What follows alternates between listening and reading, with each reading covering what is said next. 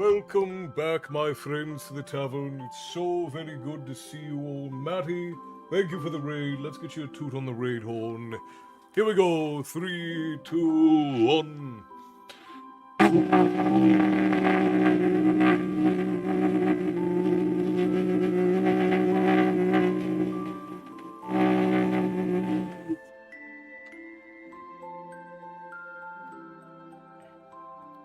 Matty's on a 30-stream streak. What a legend.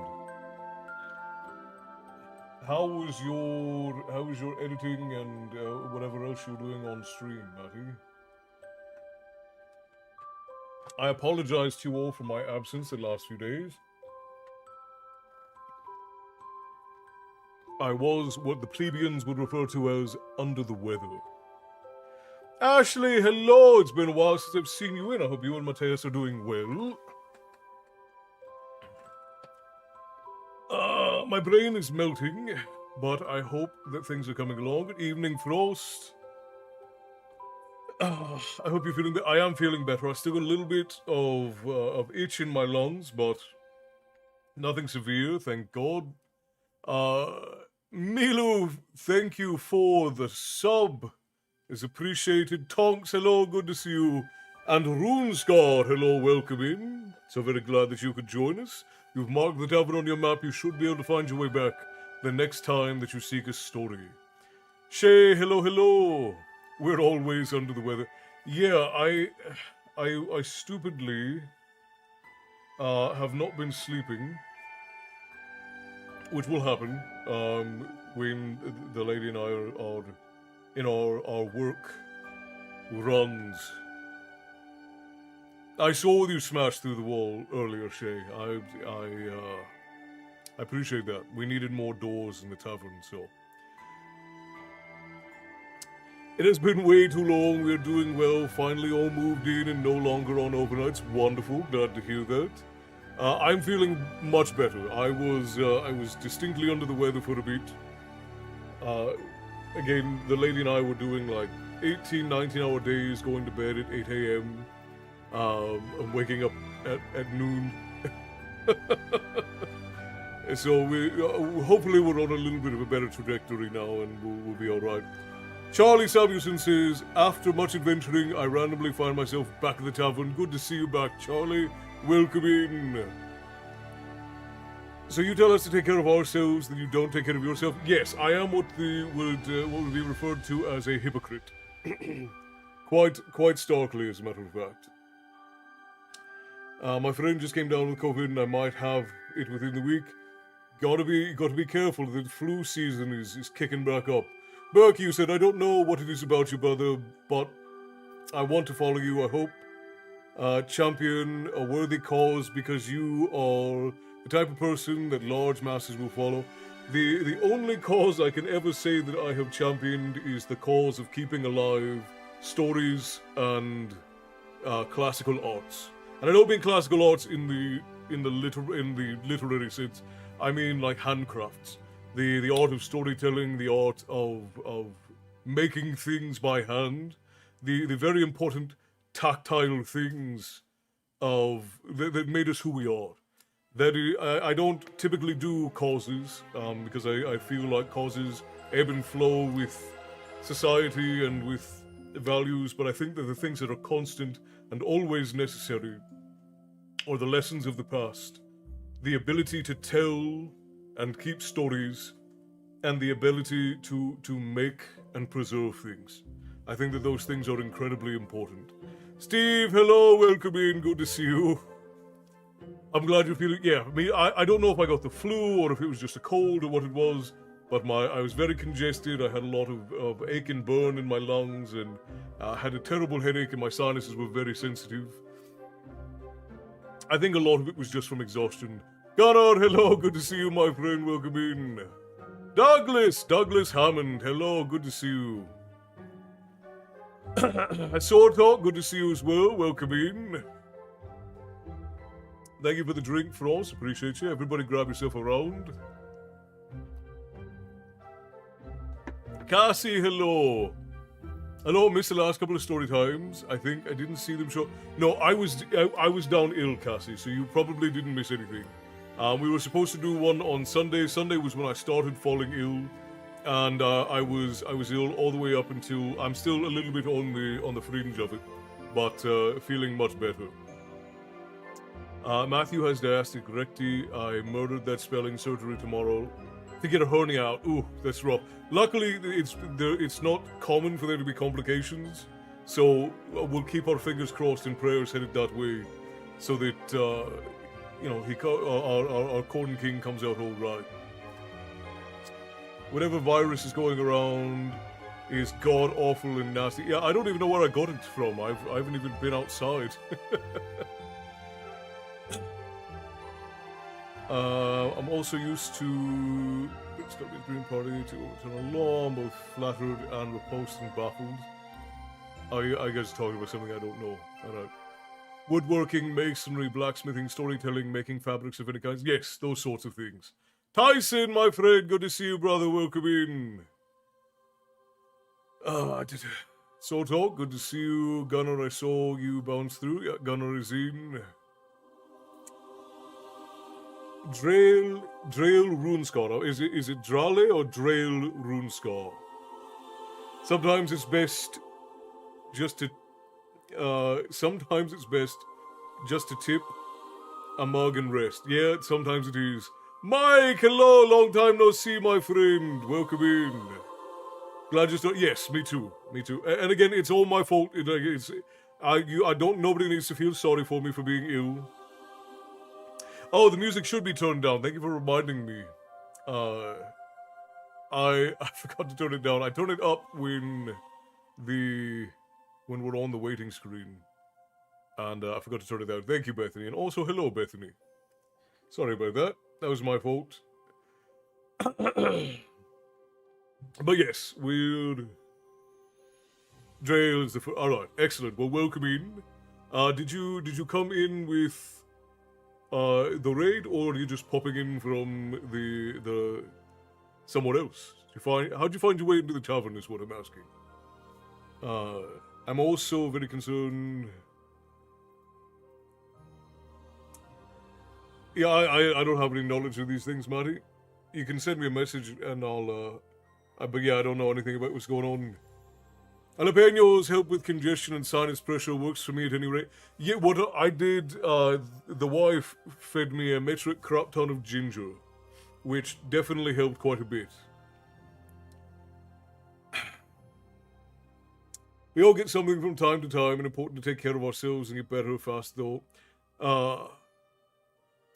What do you do for Astara? So, Astara is not a huge festival for us, but we typically celebrate it alongside the Christian festival of Easter, as they do coincide. They're not the same festival, contrary to what people will tell you online. They are not the same festival, but they do share some dates, and they do share some cultural celebrations because of their combination in Germany.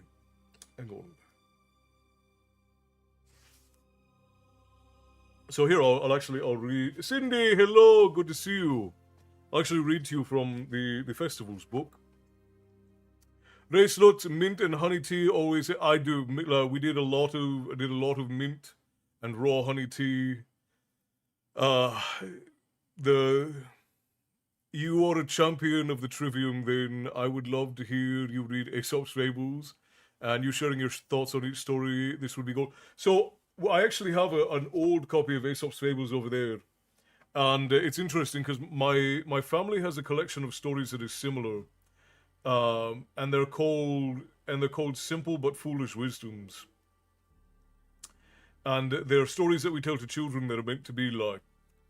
This is a very obvious thing, but we're the whole furry community just followed the tavern. Welcome in. It's good to see you.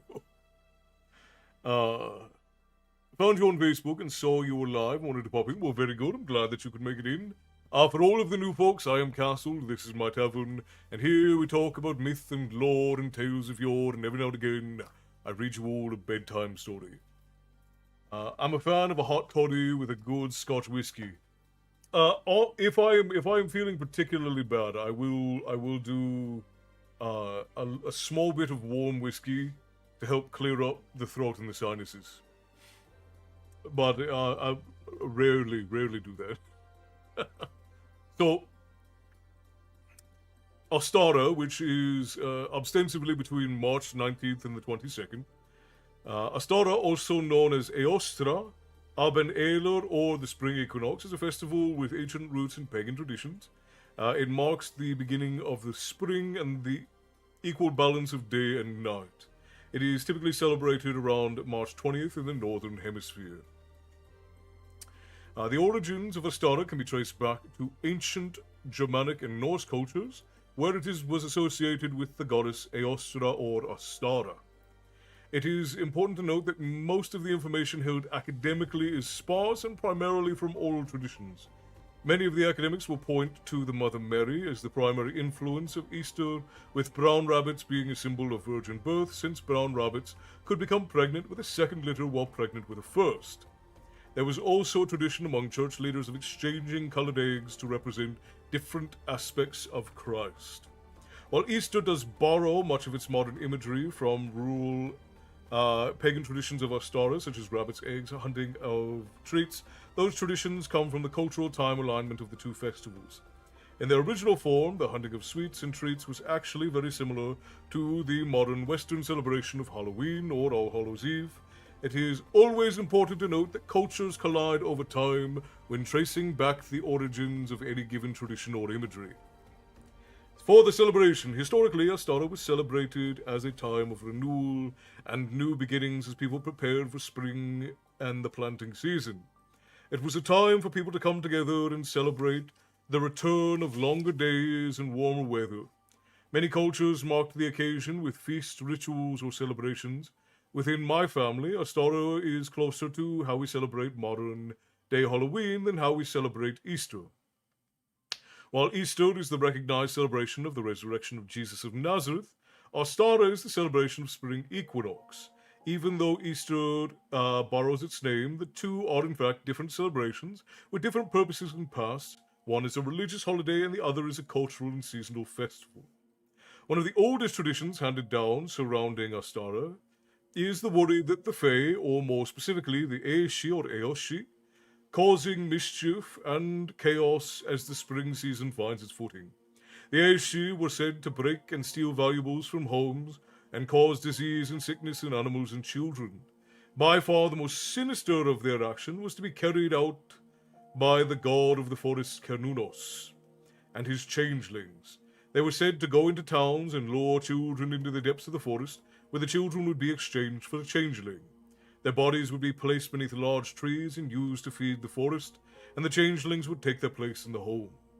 While changelings added a dark and dire story for such a bright and colourful holiday, it did give rise to the more endearing and frankly adorable sets of tradition that our clan still practices today. In order to trick changelings, Cernunos and the other Aishi, as well as keep them away from homes within the town or village, the children would dress up in scary masks like goblins or trolls, then go door to door singing choruses that were believed to be songs of the Fae. The owner of the homes would open the door, greet the group of children with a bow or a curtsy, and then give them fresh baked sweets or pastries as a mark of gratitude for protecting their home from the Aishi. The masks and costumes would also keep the children safe, as Carnunos would have no use for a little goblin or troll. The children's visits their neighbors' homes would trick the Aishi into believing that the home had already been invaded, and so there was nothing left for the Fae to harvest or break. This spawned a spectacular tradition of baking sweets and pastries during the spring equinox. Dried honey-baked fruits, honey candies, cookies, and sweetbreads would be baked all through the day prior to the beginning of Ostara and left to cool and harden overnight. These treats would be handed out during the children's march, and the sweetbread would be paired with meats, meads, and ciders during the feast as well. Historically, Ostara was celebrated with several rituals and ceremonies that marked the arrival of spring. These included decorating homes and public spaces with flowers, greenery, bonfire lighting, and traditional music and dances.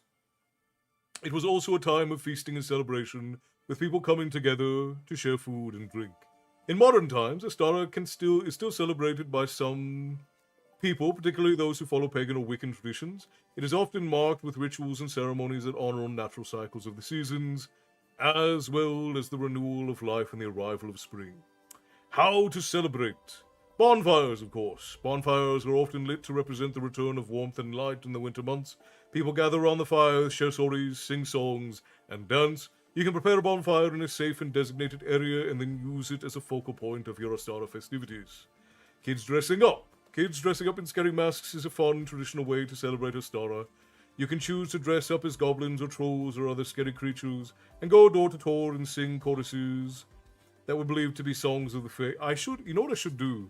I should put some of the old traditional songs in the next edition of this book so that people can have actual music that they can sing during Astara. I didn't put them in here, I didn't even think about it. Should have done that. The owner of the homes would then open the door, greet the group of children with a bow and a curtsy, and then give them fresh baked sweets. I don't know why I put that in here twice. I should go through and revamp this book. We put this together very quickly, and I'm realizing I repeated myself a couple of times. Making sweets. You can make the traditional sweets, which are honey-baked fruits, honey candies, cookies, and sweet breads. Almost all of the sugar for these comes from honey. Oh, His Highness has dropped in. Hello, my friend. Welcome in. You caught me with my head down. Barkeeps, can we get a shout out for His Highness? And let's get them a toot on the raid horn. Here we go. 3, 2, 1.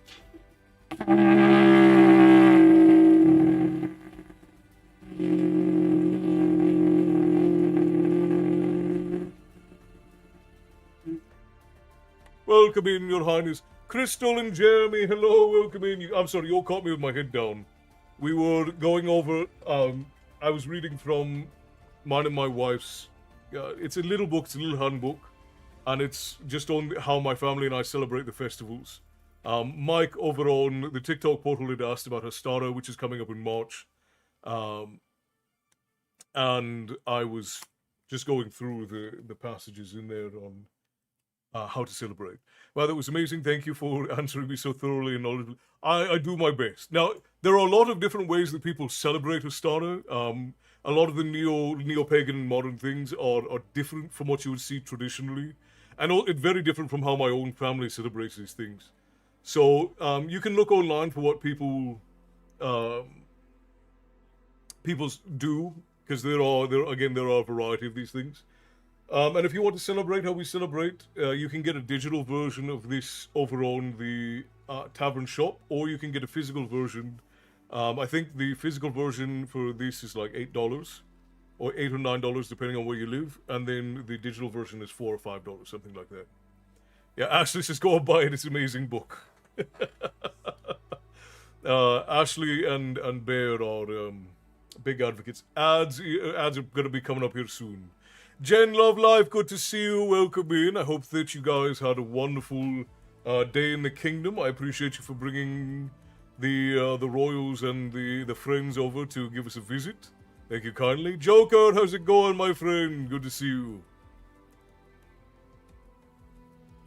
I smell a second edition of the festivals, but I probably should put a second edition out. Myth Gamer 54, welcome in. So very glad that you could join us. For all of the new folks, especially for those who raided in who don't know me yet, I am Castle, this is my tavern, and here we talk about myth and lore and tales of yore, and every now and again I read you all a story. You have to forgive me, I'm getting over an illness. But you have stumbled into a tavern at the end of the world where all stories eventually come to rest. And you sought a story, and that is why you are here. So I welcome you. Grab a seat and settle in. The king sends his bidding. He's bidding the other players a good night, but he sends his best wishes. Well, tell him I said thank him very much for trusting the kingdom denizens to join us here in the tavern, and that I'll talk to him very soon.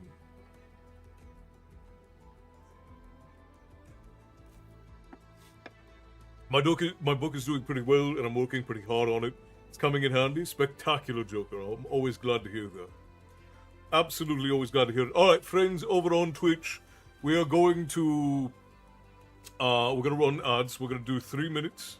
It is a pain in the butt, and I do apologize for that, but we're gonna run them quickly, and then afterwards we're gonna get started with tonight's story time.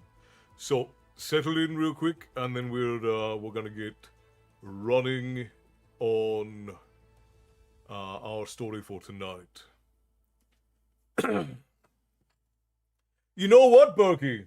As a matter of fact, the readathon is coming up, and it's been all but decided that we're going to do Tolkien for the entirety of the readathon.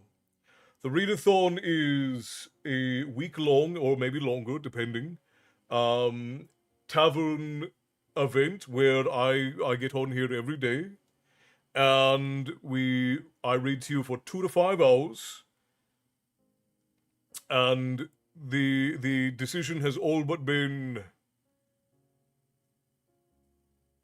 Castle, you have me for a bit over an hour. I appreciate you, Frost. Thank you, brother. Thank you kindly. But so let's see. You said, in a hole in the ground, there lived a hobbit. Not just any hole, but a hobbit hole. I don't remember the words line for line, but yes. 3 minutes, plenty of time to grab another drink. Go and grab them. We got 3 minutes, and then we're gonna get started with story time for the night. Jacques, hello! Good to see you. Welcome in. I only ever see you on the Instagram portal. I'm glad that you could drop by. Welcome in. What is that? What is this? What is this emote that you've dropped on me? It's the King's Coin. Ah, thank you, thank you. I appreciate you. Cindy, thank you for the tops. Thank you kindly. Have a good night, Mike Restwell. I am planning to have a fire. It's been so cold. I haven't even burnt the Yule log yet. Well, and a spring fire sounds like a grand time to burn a Yule log to me. And that means comfort. Ah, yes, yes, yes. So we might be going through pretty much the whole of the Middle-earth catalogue. I don't know if we'll do the whole thing, but we'll definitely get through The Hobbit. We'll almost definitely get through the Fellowship of the Ring. And we may get all the way to the end. And I also plan on sprinkling in some of the Silmarillion and maybe some of the unfinished tales in there as well, just to break up the monotony a bit.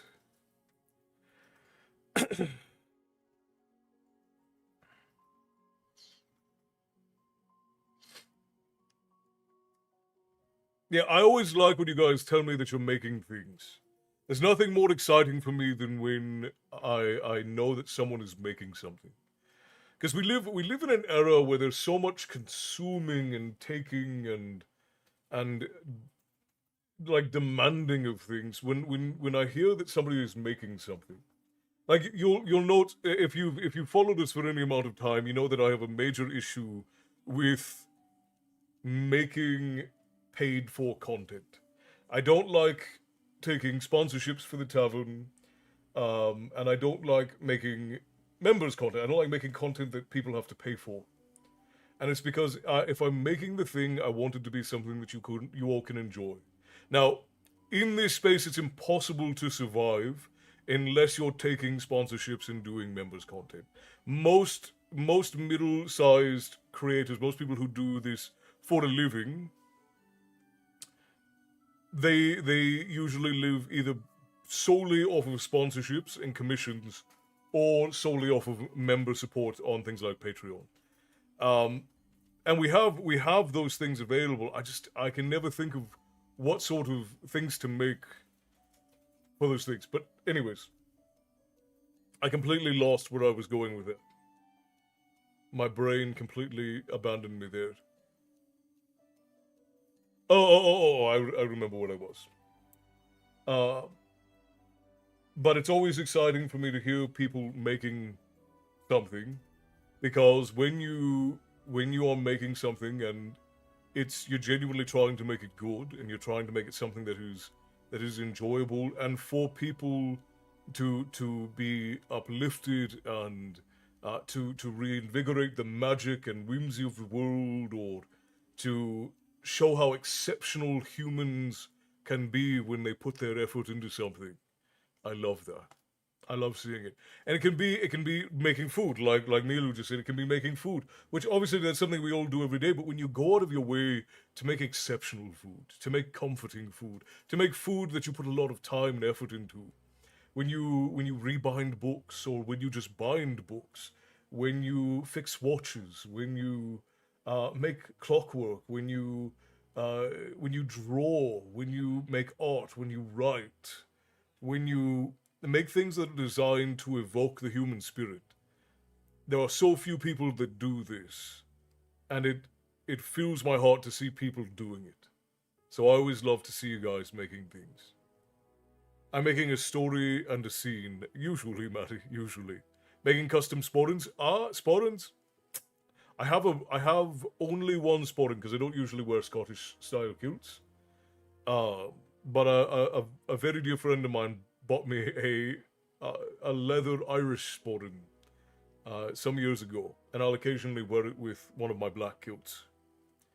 I made lots of food today, but chicken for the freezer, cooked macaroni in homemade chicken broth, turned into mac and cheese, used bananas that were overripe, made a week's worth of banana chocolate oat muffins for the kids' breakfast, and made a 3D model to mount the older Apple TVs after printing. It worked.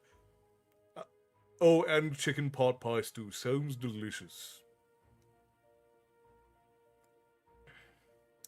Mark, hello, my friend. I'm going to. I have your name, your last name, on my list to eventually get in there uh for a story time about the lineage of the name. I'm working on it. Kova, hello, Jaeger, my friends. We are here, baby. Welcome in, brother. Good to see you. Thank you for the 34 months. Tips to the tavern keeper, always appreciated. You can start a physical tavern one day and read your tales. I hope you get that big one day. We do intend to someday open the physical doors of the tavern. That is the goal. Now, it's grandiose, and who knows if it could ever happen. But the idea is to open the doors of the tavern so that folk can come and hear stories and have good food and have camaraderie with folk who care about these sorts of things. But we would also like to build an artisan village that is focused solely on keeping alive the ancient handcrafts and teaching people about them and making sure that the knowledge that surrounds those things survives. Now that's like a 20 million dollar project. We don't make quite that much money. No, not even close, as a matter of fact. But someday we might. Someday we might. That's where we would like to be. But who knows? I love bladesmithing because it's an act of will and effort. Is reflected in my design. I would agree. Bladesmithing is a beautiful art. I work in a bakery, and when I get home, the last thing I want to see is bread and pastries. See, the lady of the tavern is a pastry fiend. She could spend all day baking bread and pastries, and she would still want to sleep on them when she got home. Jaeger, that sexy man with the meat, that is indeed him. That came out a bit right. No, you're perfectly right. I wear both traditional and non-traditional utility kilts with an outlaw biker flair. Hey, I love it. I love it. Of course, Mark, and I'm glad that you're dropping in, my friend, and I'm glad you enjoy the story times. I'm very glad. It means the world to me that you trust me to be your storyteller. Less talk and more reading. So talk. You are so direct. Don't worry, we're getting there. Readathon turned fundraiser into a build the real tavern fund. Who knows? Maybe we'll have like 1 million people tune in and everybody will give $2. And then we'll have enough money to build a tavern. I hear her, she is in the background. She's trying to get the cats to calm down because Milo's running around like a lunatic. Oh, is he? Never mind, he's sleeping when he's not supposed to.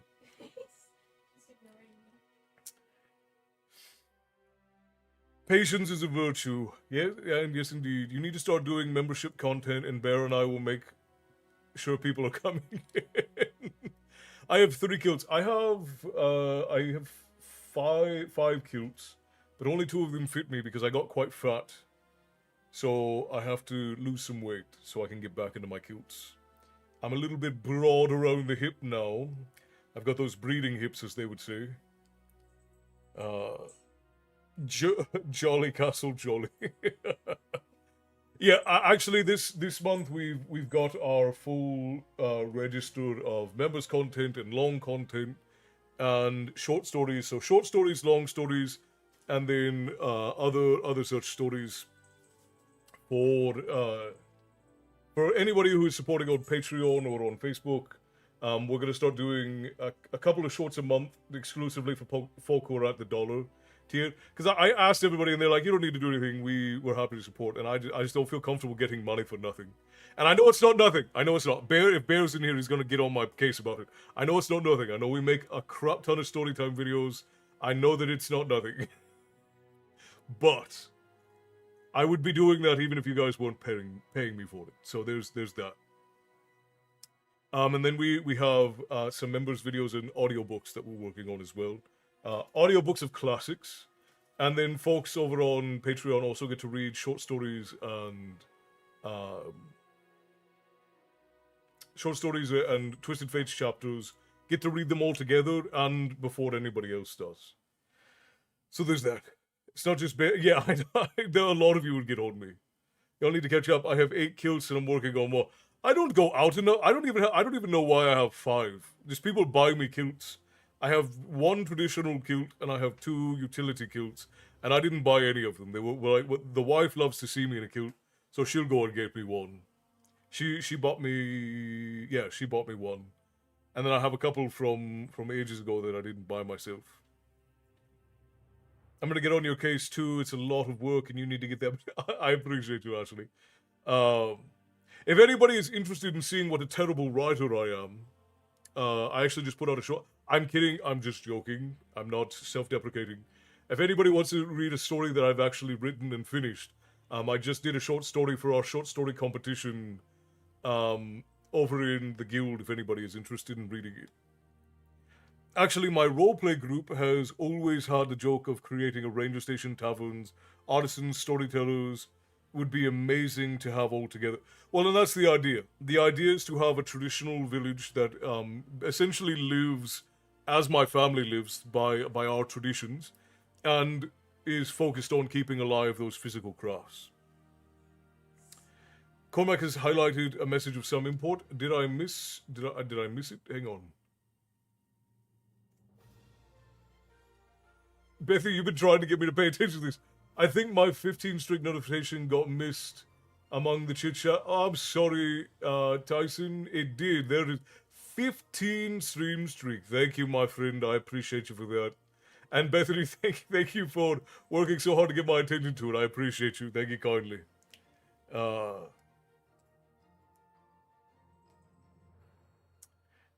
Yeah.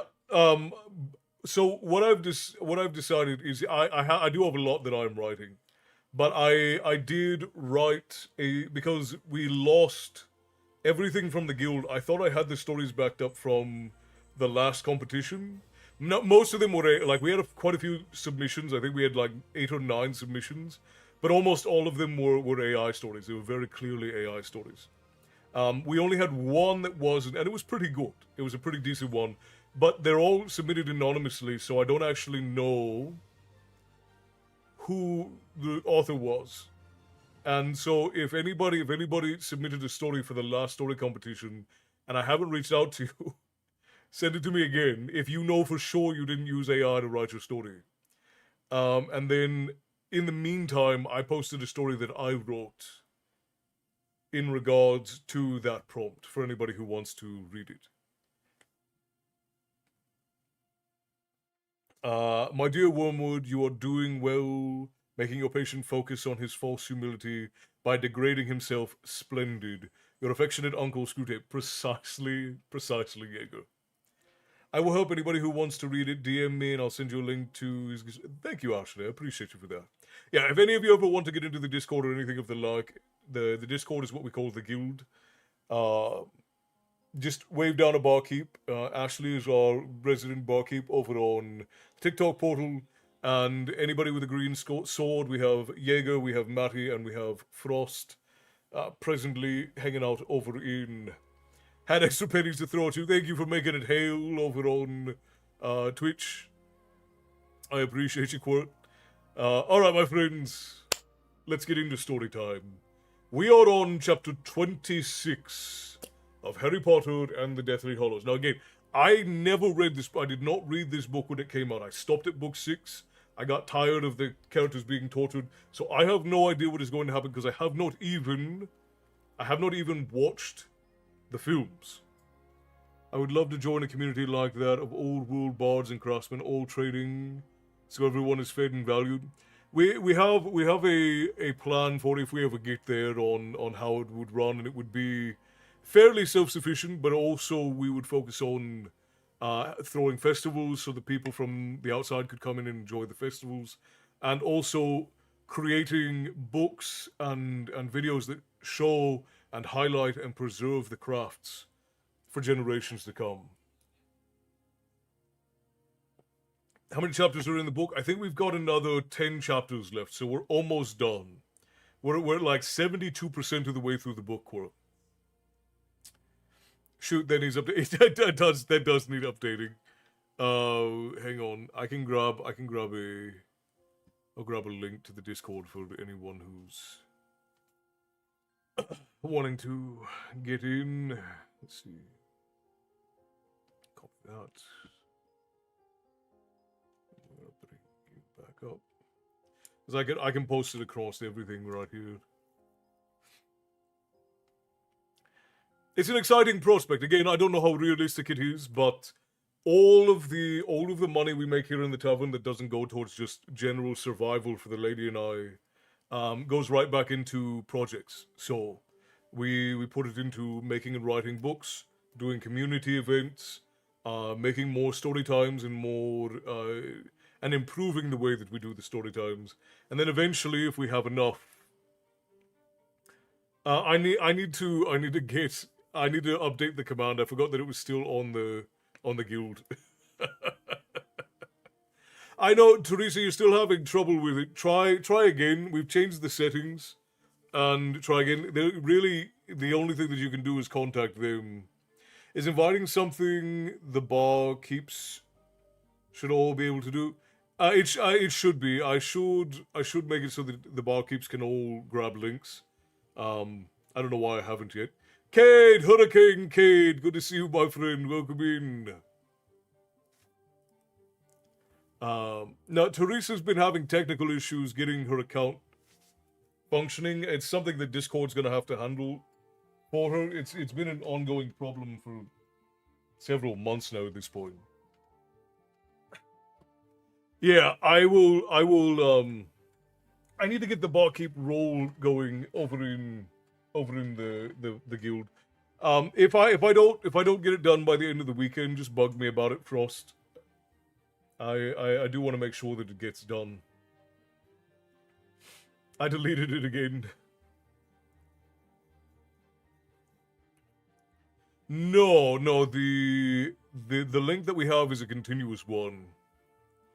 I'm gonna keep calling it the guild forever, because it is the guild. It is the tavern guild. It is the adventurers guild. It's gonna be that forever. I don't care that we're back on Discord. I don't want to believe we're back on Discord. I'm gonna live in a denial for the rest of my life, or until they bring Gilded back. I refuse to. I reject their reality and I substitute it with my own. All right. Bumping things. Earthquake. Alright, we're fine. Good night, I'm struggling to stay awake, so I better get to sleep. Cassie, I'm so sorry that we started so late tonight. I hope that you have a wonderful rest of your evening, and we will look forward to seeing you back on Sunday or on Tuesday. I hope you rest well, and I hope you rise tomorrow ready to face the day. So, sweet dreams, and we will see you back again. Mark says I put an app in on Discord. One of the barkeeps will check it, and you'll be in shortly, my friend. The notebook I was writing all my notes and ideas for the storybook in, I was writing had succumbed to absorbing a water bottle. Should I take that as a sign? It is the guild at this point, regardless of platform. I agree, Bethany. The world built with AI, I don't write with it. I got it. What did you got? Thank you, Jaeger. Thank you. I appreciate you. Okay. No, and I wouldn't take that as a sign, Gunner. Adversity is not a sign to stop. Adversity is a sign to keep going. Because it's not difficult to walk down a path that everybody's gone down, but it is very difficult to walk down an unbeaten path. Now, don't walk down unbeaten paths off of cliffs. They've been accepted. Appreciate you, my friend. Good evening, my friend. I hope you're doing well. I'm doing quite well, Ryan. I hope that you're doing well. Kate, thank you for the heartbeat, my friend. Tips of the Tavern Keeper always appreciated. All right, let's get into this. I've made you all wait long enough. We are going to be reading Harry Potter and the Deathly Hallows. We are on chapter 26, Gringotts. Their plans were made, their preparations complete.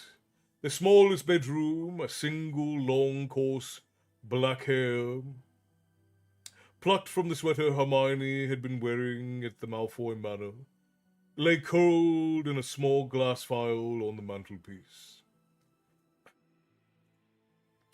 And you'll be using her actual wand, said Harry, nodding towards the walnut wand. So I reckon you'll be pretty convincing.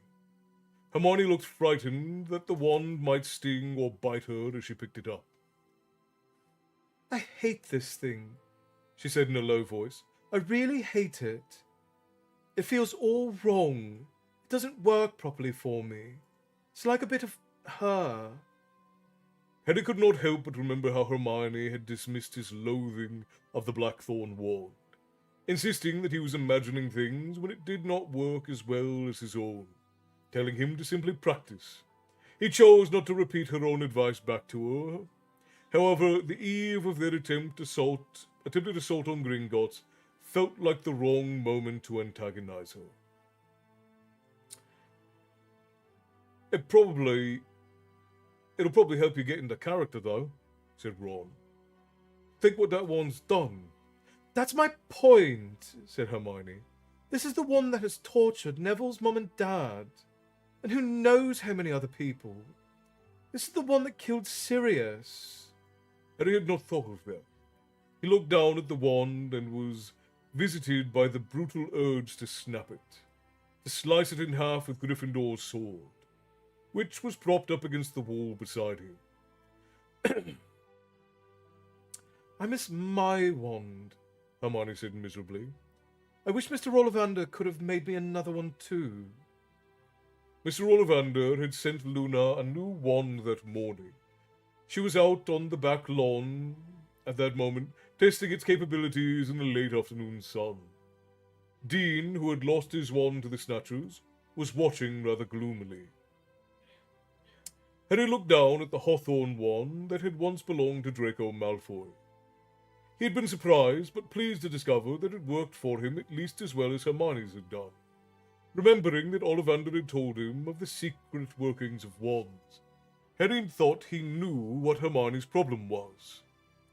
She had not won the Walnut Wand's allegiance by taking it personally from Bellatrix. The door to the bedroom opened and Griphook entered. Harry reached instinctively for the hilt of the sword and drew it close to him, but regretted his action at once. He could tell that the goblin had noticed. Seeking to gloss over the sticky moment, he said,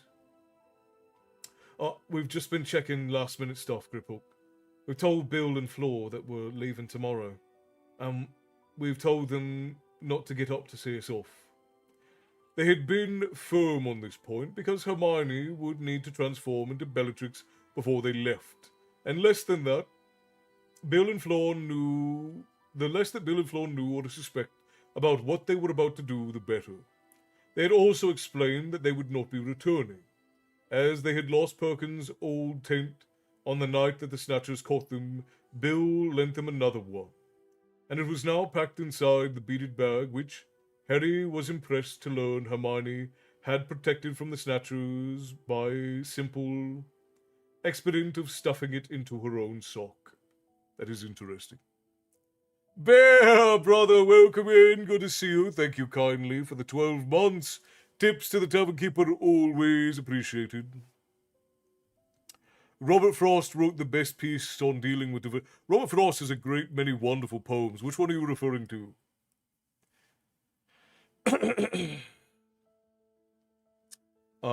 Blink. Thanks for the follow. Darth Nexus, hello, my friend. Welcome in. Hangers and bangers, welcome in to the tavern. I'm so glad that you could join us. Same, long live the guild. I think we're all just gonna keep that in our hearts forever. I haven't missed anything or anyone, right? I haven't ignored anybody. Thank you, Ashley. I appreciate you. Alright.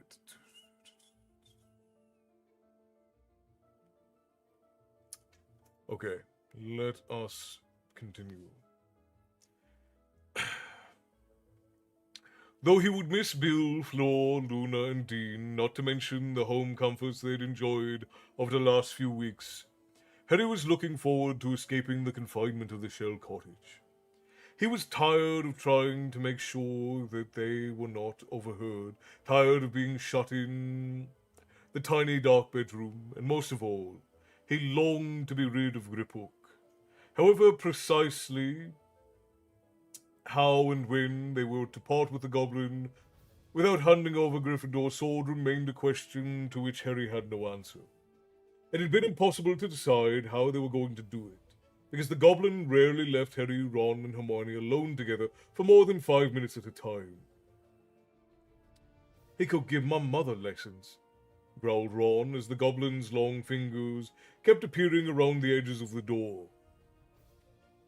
With Bill's warning in mind, Harry could not help suspecting that Griphook was on the watch for possible skullduggery.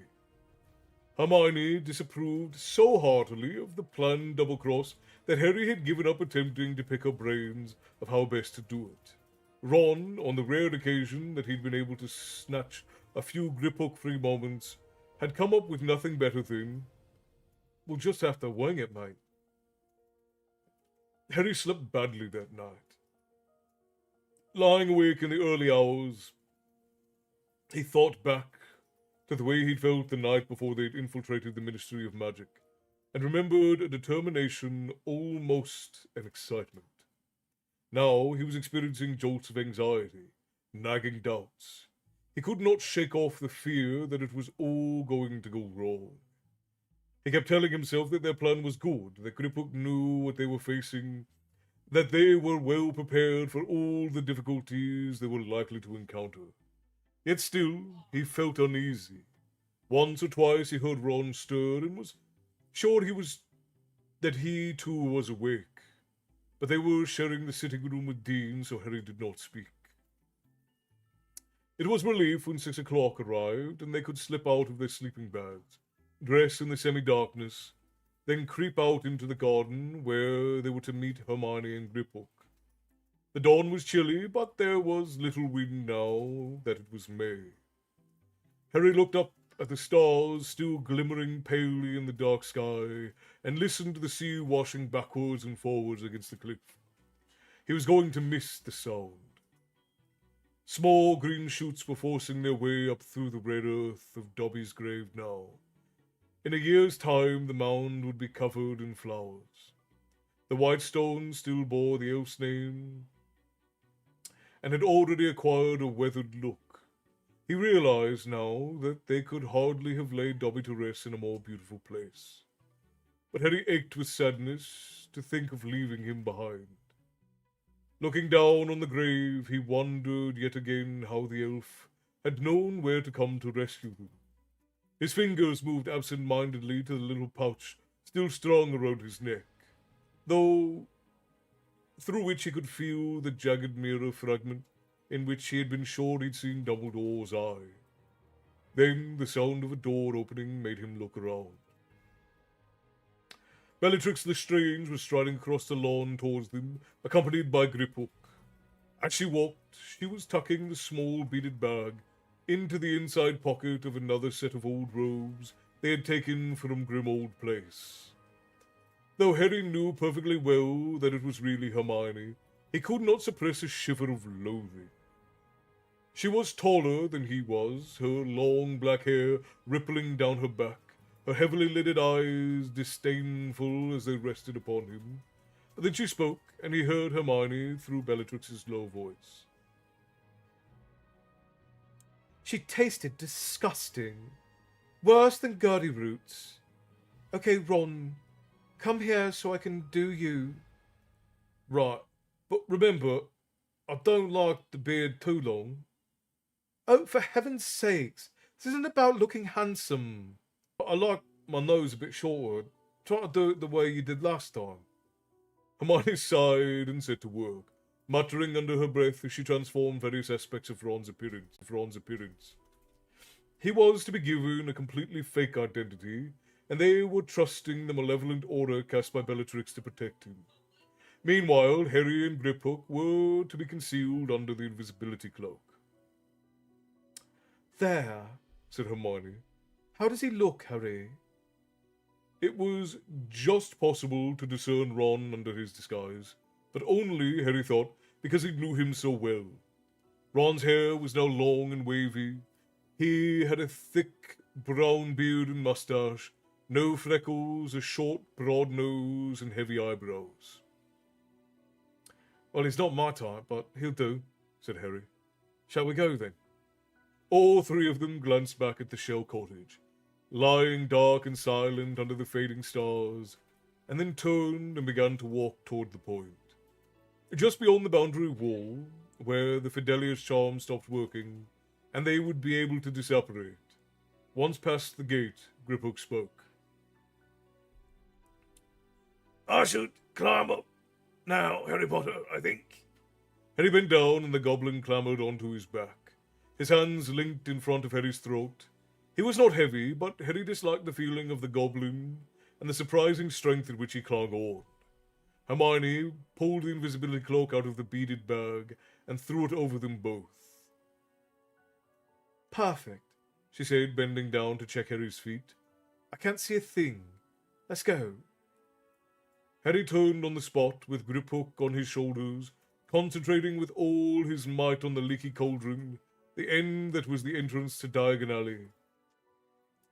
The goblin clung even tighter as they moved into the compressed darkness, and seconds later Harry's feet found pavement, and he opened his eyes at the Charing Cross Road.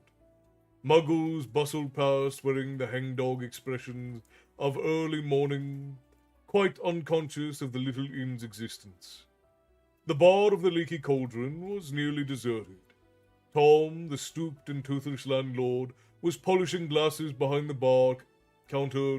A couple of warlocks, having muttered conversations in the far corner, glanced at Hermione and drew back the shadows.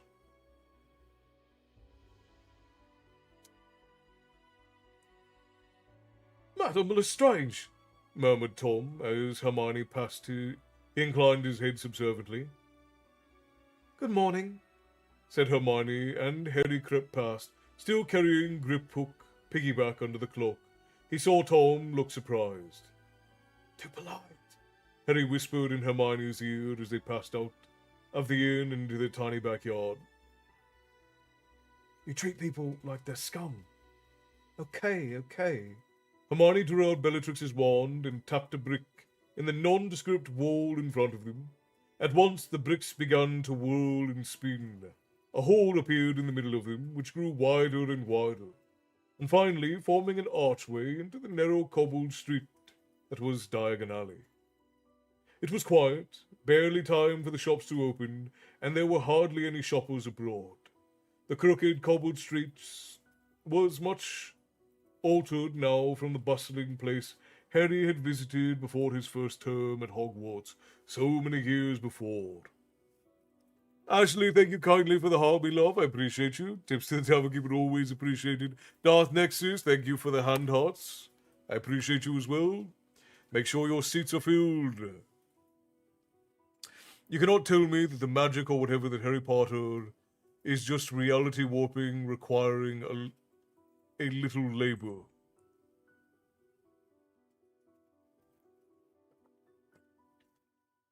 What was the question? Did I miss something there, Kiko? James Donnelly, love your stuff, mate, all the way from Australia. James, welcome in. We're another Aussie added to the pack.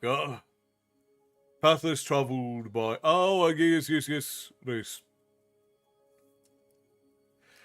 Am I saying your first name right? Is it Race or is it something else? Kelsey, hello, good to see you. Welcome in. Grab your seat.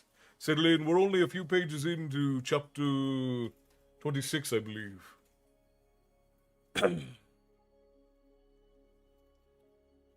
Just editing, but still here. I appreciate you, Matty. Don't you need to do this on? Don't worry about me. I will be here reading all the way. Perfect. Got a second job and I'm ready to chill. Heart, hello and welcome in. Grab your seat. Settle in. We're in the midst of story time.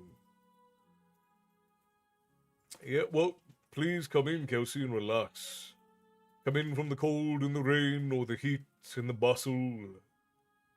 And rest your weary bones at the counter.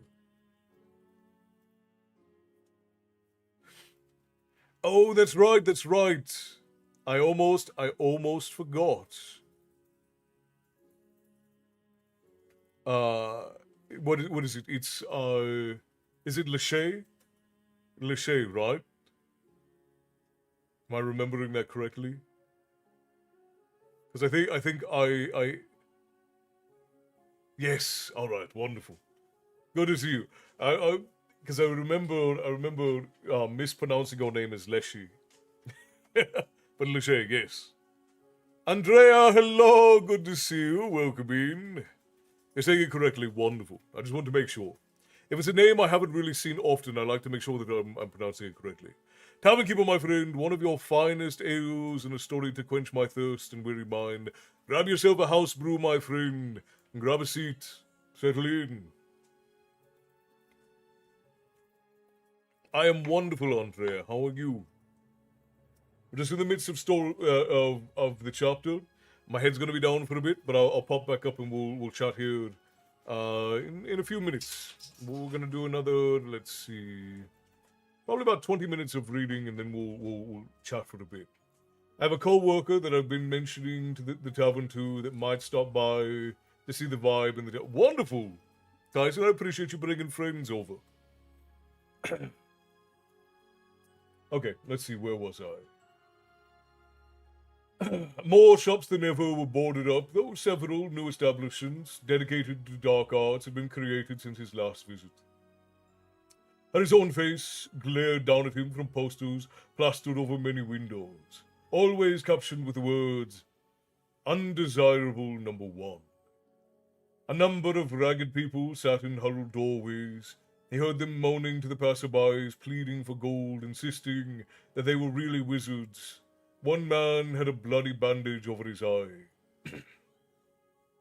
As they set off along the street, the beggars glimpsed Hermione.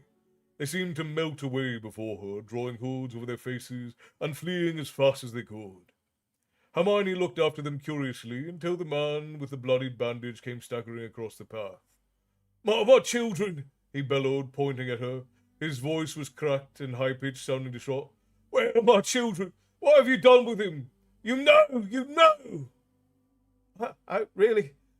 stammered Hermione. The man lunged at her, reaching for her throat, and then with a bang and a burst of red light, he was thrown backwards onto the ground.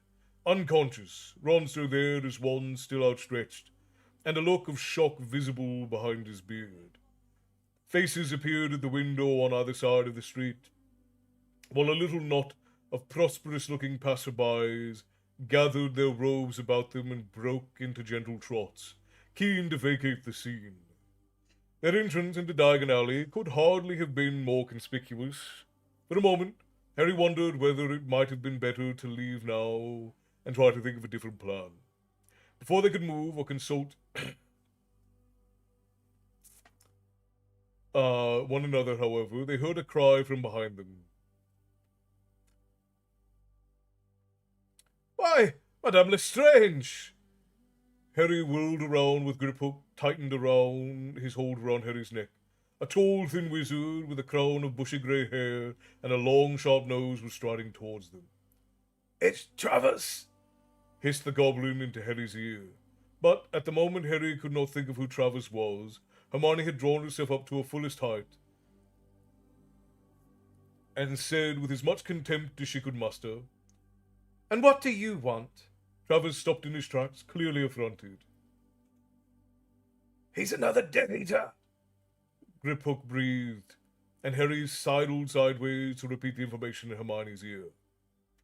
I merely sought to greet you, said Travers coolly, but if my presence is not welcomed. Harry recognized his voice now. Travers was one of the Death Eaters who'd been summoned to Xenophilius's house. No, not at all, Travers, said Hermione quickly, trying to cover up her mistake.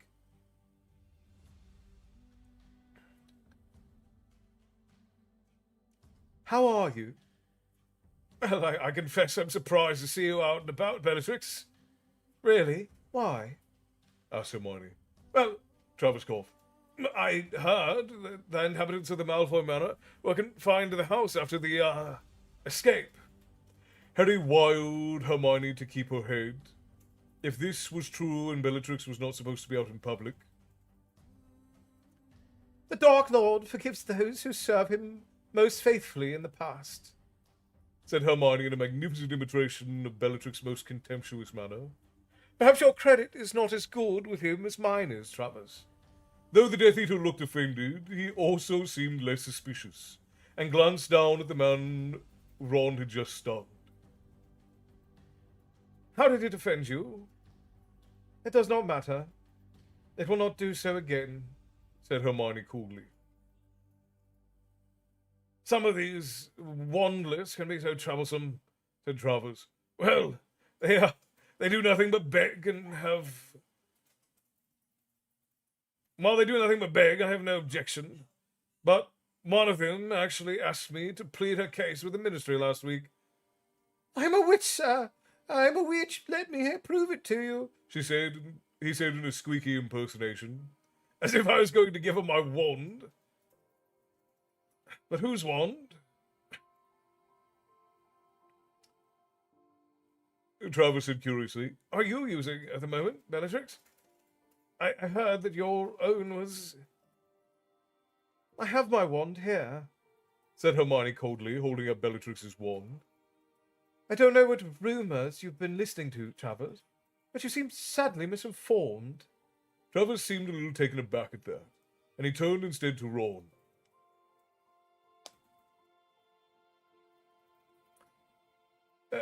Who's your friend? I don't recognize him.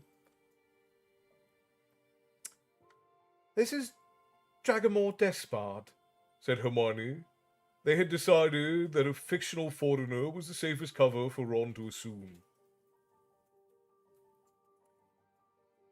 He speaks very little English, but he is in the sympathy of the Dark Lord's aims, and has travelled here from Transylvania to see our new regime.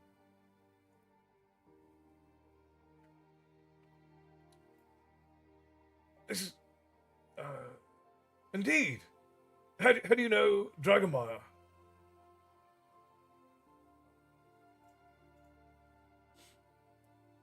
Just a second, friends. Hang on. Okay. Yeah, said Ron, holding out his hand. Travers extended 2 fingers and shook Ron's hand as though frightened of dirtying himself. So, what brings you and your sympathetic friend to Diagon Alley this early? Asked Travers. I need to visit Gringotts, said Hermione. Alas, I also, said Travers. Gold, filthy gold. Cannot live without it, and yet I confess I deplore the necessity of consorting with those long-fingered fiends. Harry felt Griphook's clasped hands tighten momentarily around his neck. Now, shall we? Said Travers, gesturing Hermione forward. Hermione had no choice but to fall into step beside him and head along the crooked cobbled street toward the place where the snowy white Gringotts stood towering over the other little shops. Ron sloped along beside them, and Harry and Griphook followed. A watchful Death Eater was the very last thing that they needed, and the worst of it was, with Travers marching at what he believed to be Bellatrix's side, there was no means for Harry to communicate with Hermione or Ron. All too soon they realized at the foot of the marble steps leading up to the great bronze doors, as Griphook had already warned them, the livered goblins who usually flanked the entrance had been replaced by two wizards, both of whom were clutching long, thin golden rods. Ah, property probes, said Travers theatrically, so crude but effective. As he set off up the steps, nodding left and right to the wizards, who raised the golden rods and passed them up and down his body. The probes, Harry knew, could detect spells of concealment and hidden magical objects. Knowing that he had only seconds, Harry pointed Draco's wand at each of the guards in turn and murmured, "Confundo," twice, unnoticed by Travers, who was looking through the bronze doors at the inner hall. Each of the guards gave a little start as the spell hit them. Hermione's long black hair rippled behind her as she climbed the steps. One moment, madam, said the guard, raising his probe. But you've just done that, said Hermione in Bellatrix's commanding, arrogant voice. Travers looked around, eyebrows raised, and the guard was confused. He stared down at the thin golden probe, and then his companion, who said in a slightly dazed voice, "You just checked them, Marius." Hermione swept forward, Ron beside her, Harry and Griphook trotting invisibly behind them. Harry glanced back as they crossed the threshold. The wizards were both scratching their heads. Two goblins stood before the inner doors, which were made of silver, and which carried the poem's warning of dire retribution to potential thieves. Harry looked up at it, and all of a sudden a knife-sharp memory came to him. Standing on this very spot on the day that he had turned 11, the most wonderful birthday of his life, Hagrid standing beside him, saying, "Like I told you, you'd be mad to try and rob it." Gringotts had seemed a place of wonder that day, the enchanted repository of a trove of gold he had never known he possessed, and never for an instant could he have dreamed that he would return to steal. But within seconds, they were standing in the vast marble hall of the bank. The long counter was manned by goblins sitting on a high stool, serving the first customers of the day. Hermione, Ron, and Travers headed toward an old goblin who was examining a thick gold coin through an eyeglass. Hermione allowed Travers to step ahead of her on the pretext of explaining features of the hall to Ron. The goblin tossed the coin he was holding aside and said to nobody in particular, "Leprechaun!" and then greeted Travers, who passed over a tiny golden key which he examined and given back to him. Hermione stepped forward. "Madame Lestrange," said the goblin, evidently startled. "Dear me, how may I help you today?"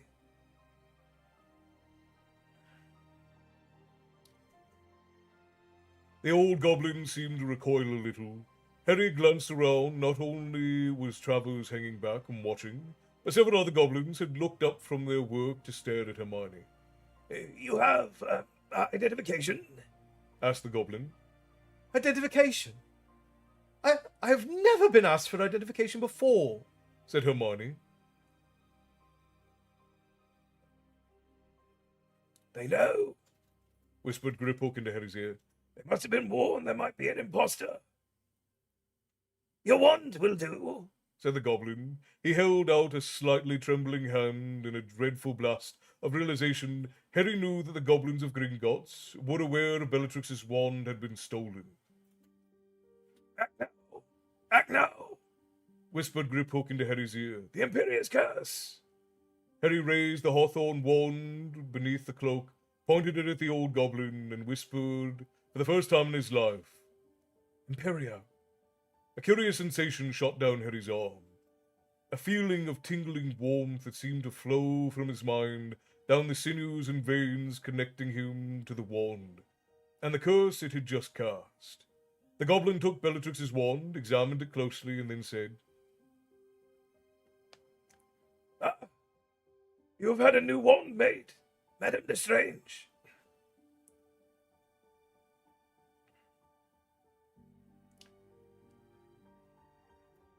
What?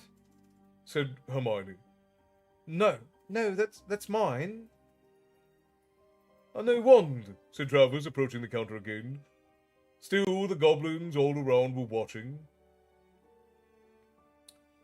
But how could you have done? What wand maker did you use? Harry acted without thinking, pointing the wand at Travers, he muttered, Imperia. Once more. Oh, I see, said Travers, looking down at Bellatrix's wand. Yes, very handsome. And is it working well? I always think wands require a little breaking in, don't you? Hermione looked utterly bewildered, but Harry's enormous relief, she accepted the bizarre turn of events without comment. The old goblin behind the counter clapped his hands, and a younger goblin approached. I shall need the clankers, he told the goblin, who dashed away and returned a moment later with a leather bag that seemed to be full of jangling metal, which he handed to his senior. Good. So if you follow me, Madame Lestrange, said the old goblin, hopping down off of his stool and vanishing from sight. I shall take you to your vault. He appeared around the edge of the end of the counter, jogging happily toward them. The contents of the leather bag still jingling. Travers was now standing quite still with his mouth hanging open wide.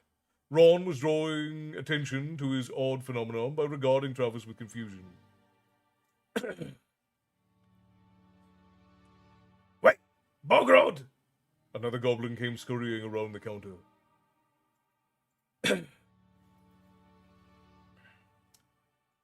We have special instructions, he said with a bow to Hermione. Forgive me, madame, but there have been special orders regarding the vault of Lestrange.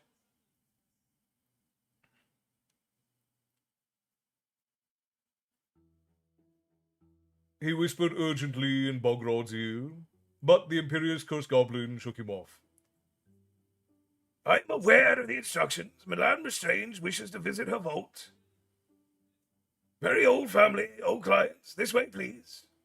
And still clanking, he hurried towards one of the many doors leading off the hall.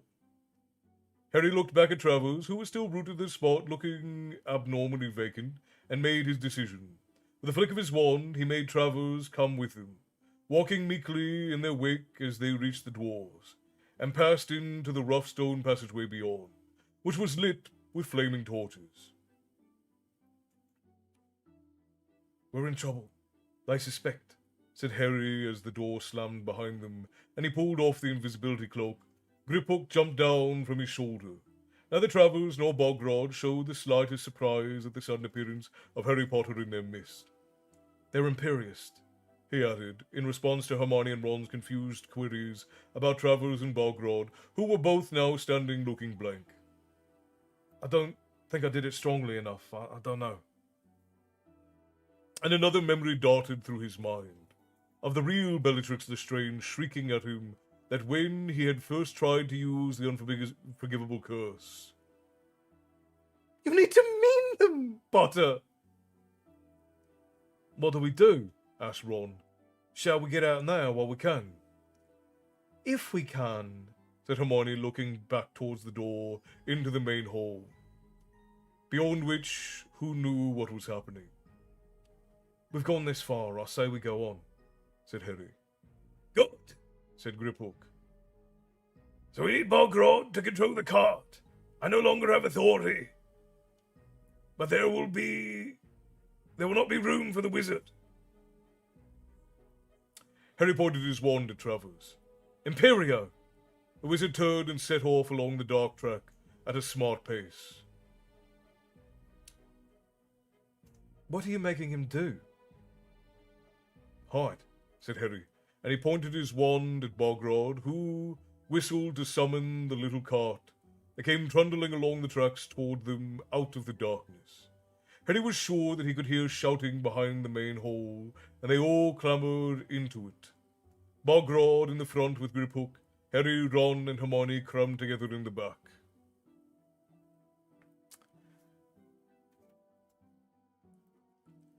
Darth Nexus, thank you for the heart me and for the Go Popular. Appreciate you. Mateo, hello. Strength and honor from the USA. Welcome in, my friend. John, you said love your accuracy and honesty. Well, it is a storyteller's conscript to give the best tale that we can.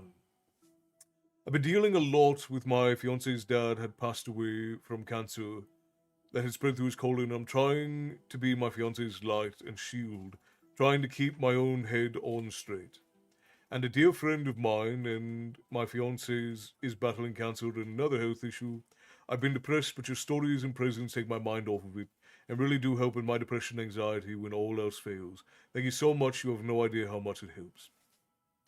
Thank you for trusting your heart and your spirit in the tavern, my friend. And we all go through these things, but none of us can ever really know what any other one is actually feeling when they go through it. Because the strange thing about the human experience is that the way you experience the world is unique to you. You will never meet anybody who will ever understand or know how you feel. But we all experience the same things, and that's sort of the university of it. The universality of it is that you and I will feel pain, and you and I will feel loss, and you and I will feel dread and happiness and joy. And we can sort of revel in that commonality. But I am sorry for your loss, and I am sorry for your grief. And I am very glad that you can find reprieve here in the tavern, as that's what this place is meant to be. You can find drama and sadness and anger and strife and conflict. You can find that everywhere. There's tons of places you can get that. But the tavern is a place where you come to get stories. And that is what I will always stand on, is that this is a place for stories. And coming here is meant to be a place where we share stories and camaraderie together.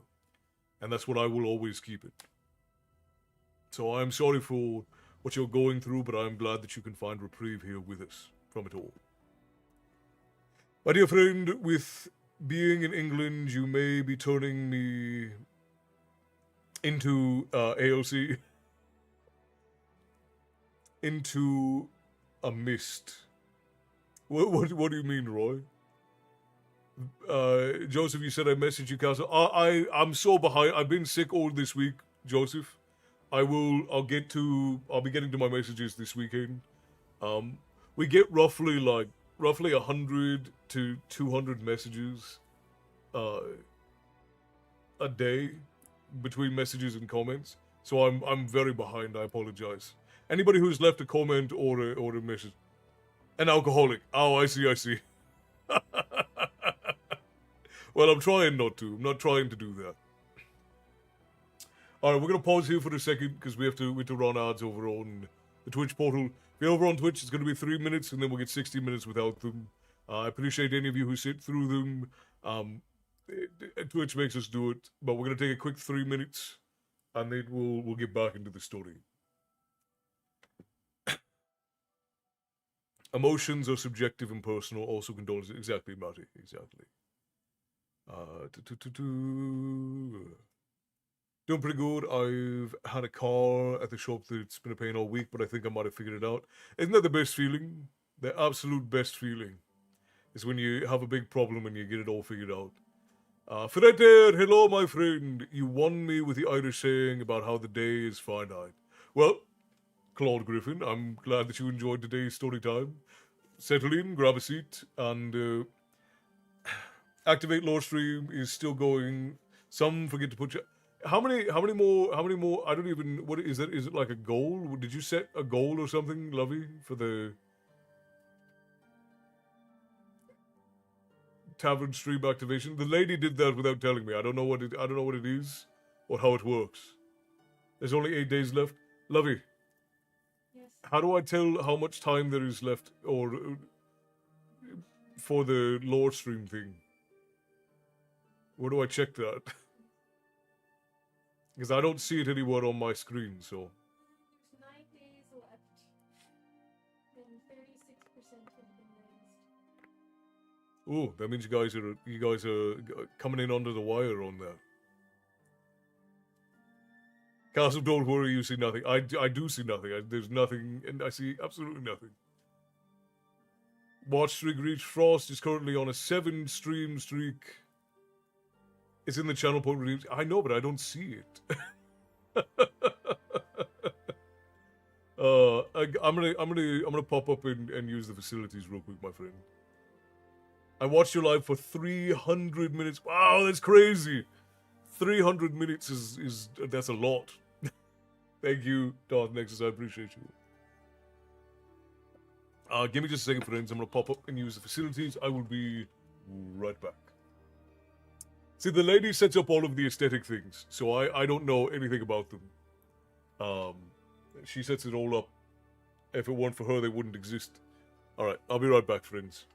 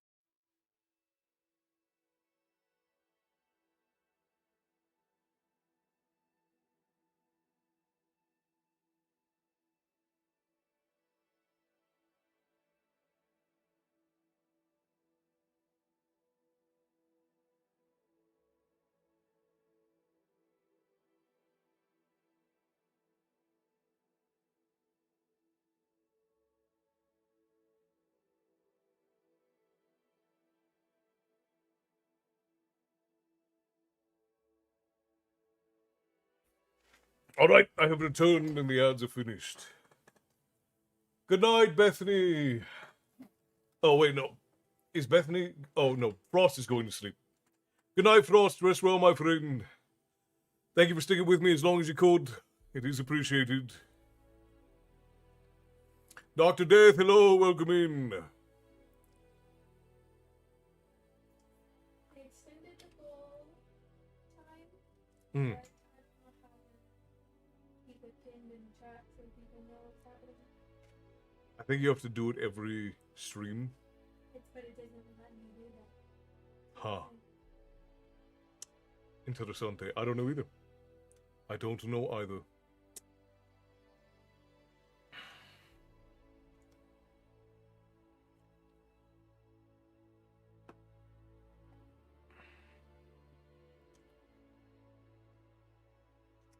Andre, all of the platforms, like if you go over to the main page on Facebook, you should be able to get to all of the portals. So we do have like long videos that come out over on the YouTube portal, and we are generally live on TikTok, Twitch, YouTube, Facebook, and Kick.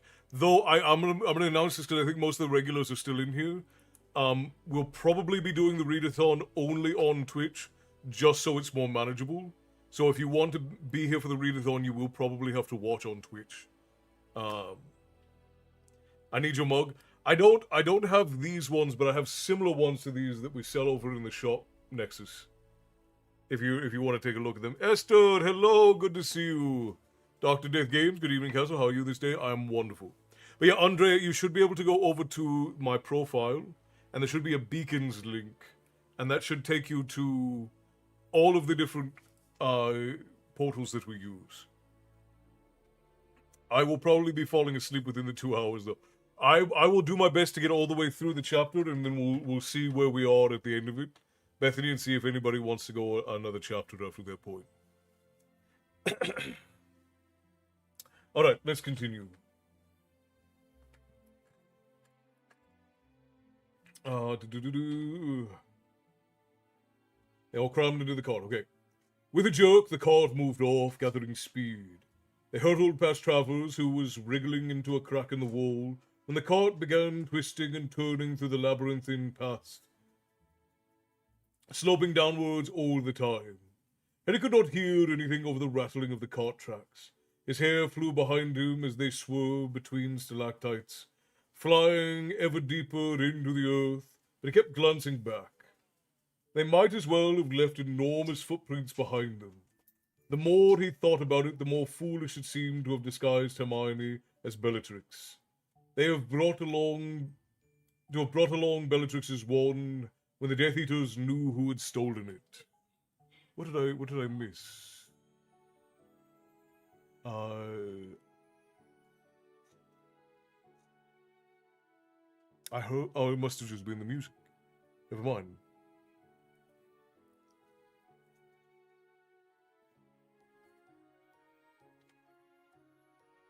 Pat, hello, my friends. I'll be sure to do so. I appreciate you, Andrea. Pat, it's good to see you, brother. Yeah, I was. The lady is. She's all right. I was the one who was sick. You've missed about 7 pages, Esther. Not terribly much. They broke into Gringotts. That's about it. But Pat, I need to call you. I'll try to call you this weekend, brother, if you're available.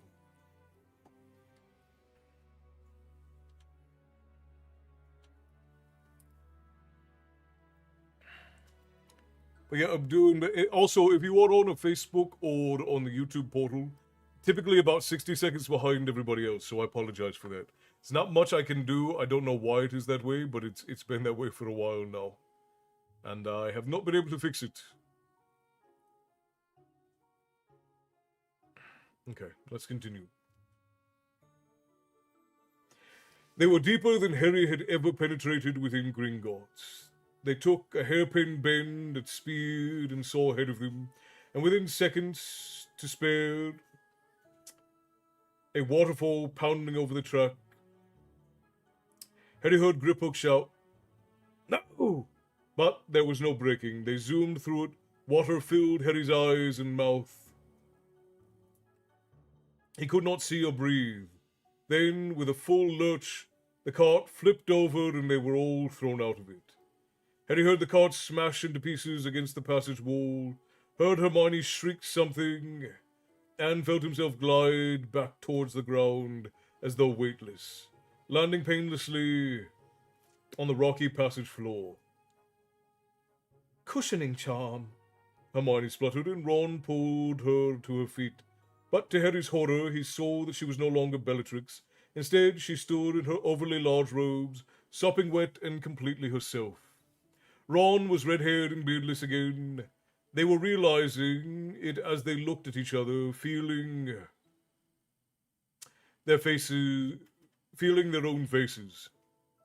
The thief's downfall, said Griphook, clambering to his feet and looking at the deluge onto the tracks, which Harry knew now had been more than water. It washes away all enchantment and all magical concealment. They know there are impostors in Gringotts. They'll have set off defenses against us. Harry saw Hermione checking that she still had the beaded bag, and hurriedly thrust his own hand under his jacket, making sure he'd not lost the invisibility cloak. Then he turned to see Bogrod shaking his head in bewilderment. The thief's downfall seemed to have lifted the Imperious curse. We need him, said Griphook. Cannot enter the vault without a Gringotts goblin. And we need the clankers. Imperia, said Harry again. His voice echoed through the stone passage as he felt again the sense of heady control that flowed from the brain to wand.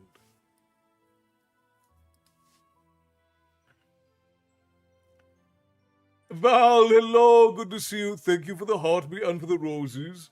Tips to the tavern keeper always appreciated. Thank you, Ashley, for the hydrate. Hi at the pub, have a pint. How was your night?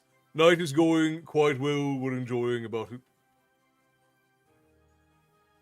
No, it wasn't. It wasn't. You text me, Pat. Text me. Because my mom won't sleep at normal hours, I've literally had to change my sleep schedule to not kill my health. Fair enough. Fair enough. Lucy, hello again. It's been a moment since I've been here. Once you find your way into the tavern, there is always a seat ready for you.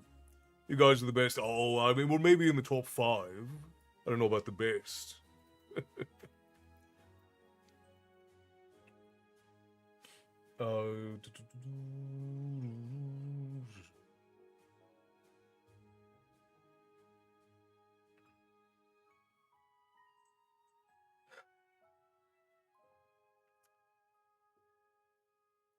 His befuddled expression changing to one of polite indifference, as Ron hurried to pick up the leather bag of metal tools.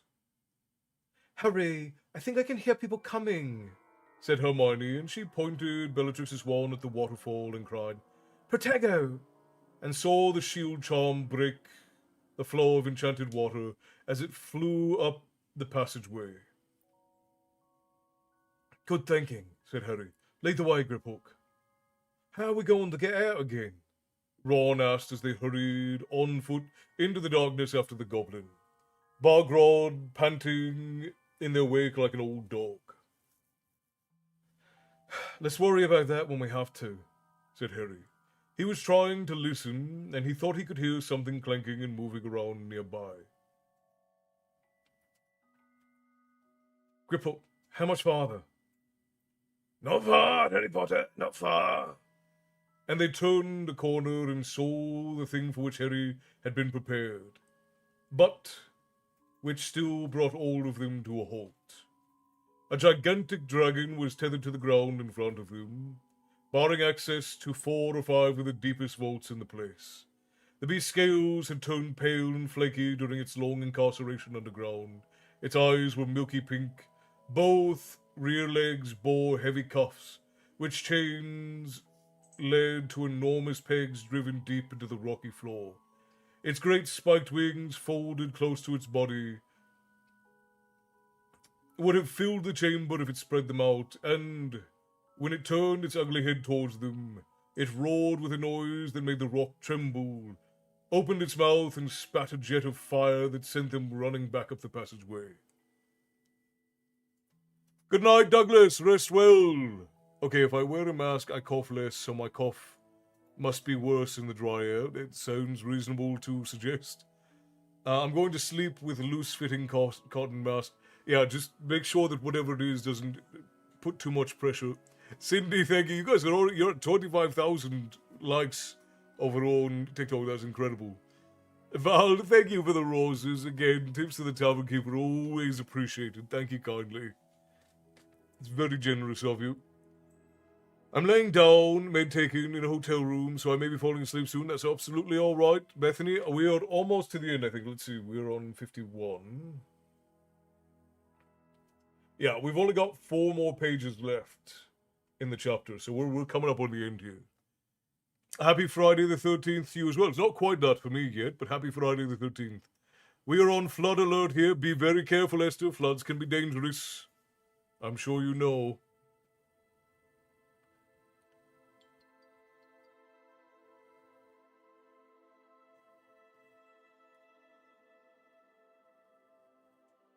Okay, where were we?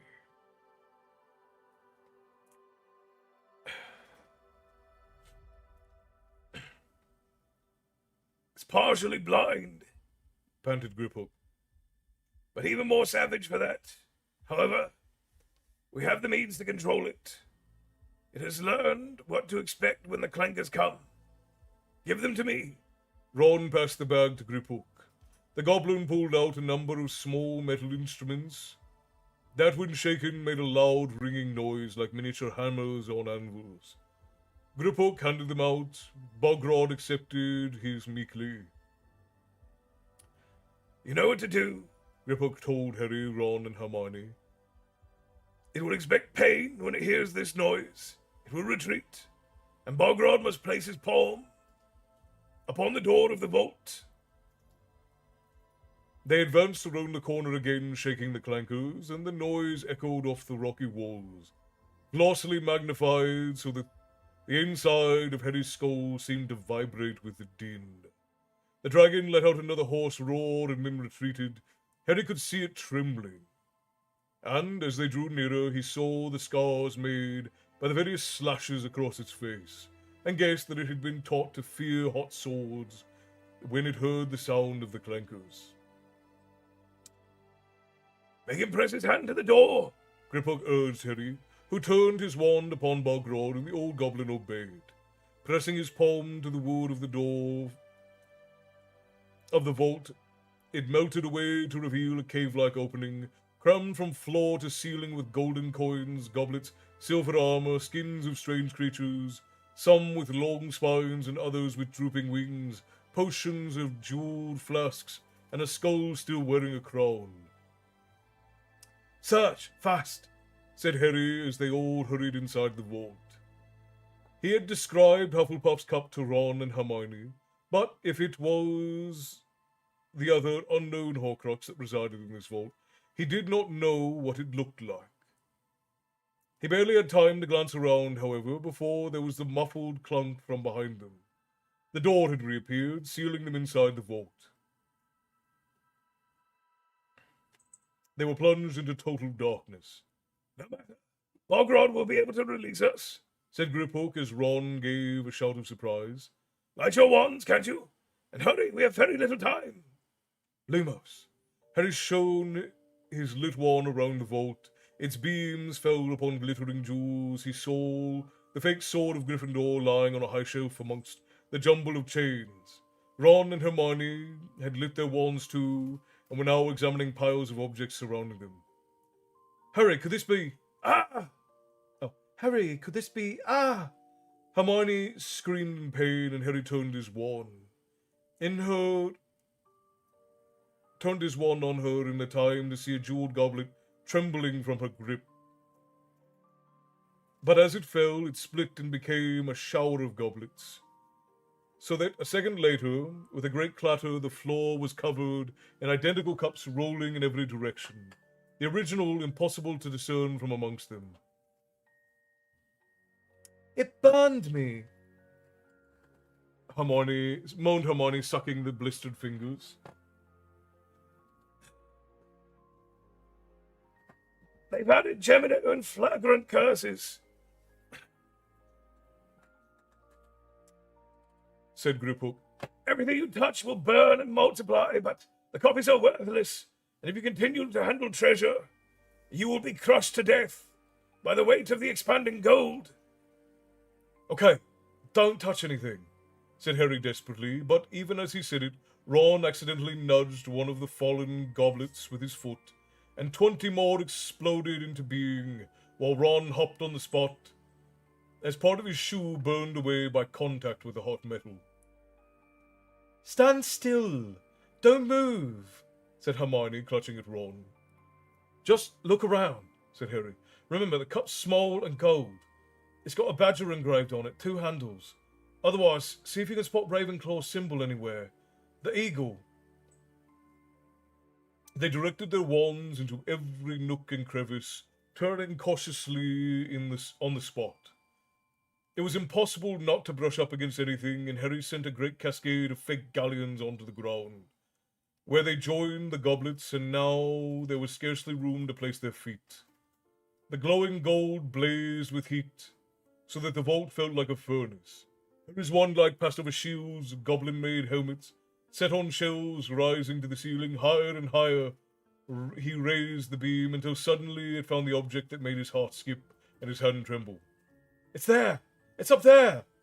And Ron and Hermione pointed their wands at it too, so that the little golden cup sparkled in the 3-way spotlight. The cup had belonged to Helga Hufflepuff, which had passed into the possession of Hepzibah Smith, from whom it had been stolen by Tom Riddle. And now, how the hell are we supposed to get up there without touching anything? Accio cup! Cried Hermione, who had evidently forgotten, in her desperation, that Griphook told them during the planning sessions. No use, no use, snarled the goblin. Then what do we do? Said Harry, glaring at the goblin. If you want the sword, Griphook, then you'll have to help us more than... Wait, can I touch stuff with the sword? Hermione, give it here. Hermione fumbled inside of her robes and drew out the beaded bag, rummaged for a few seconds, and then removed the shining sword. Harry seized it by the rubied hilt and touched the tip of the blade to a silver flagon nearby, which did not multiply. If I can just push the sword through a handle, how am I going to get up there?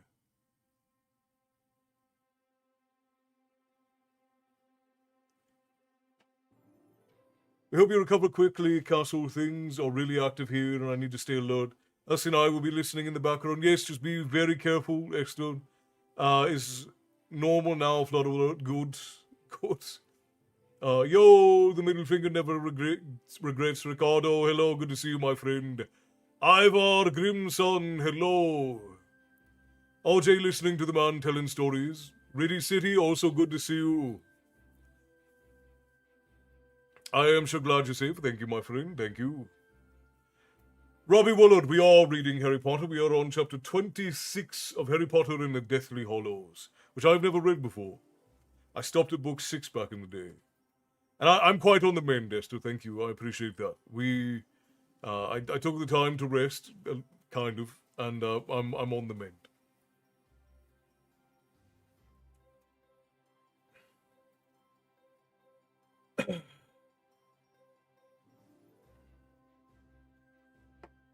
The shelf on which the cup would repose was out of reach of any of them, even Ron, who was the tallest.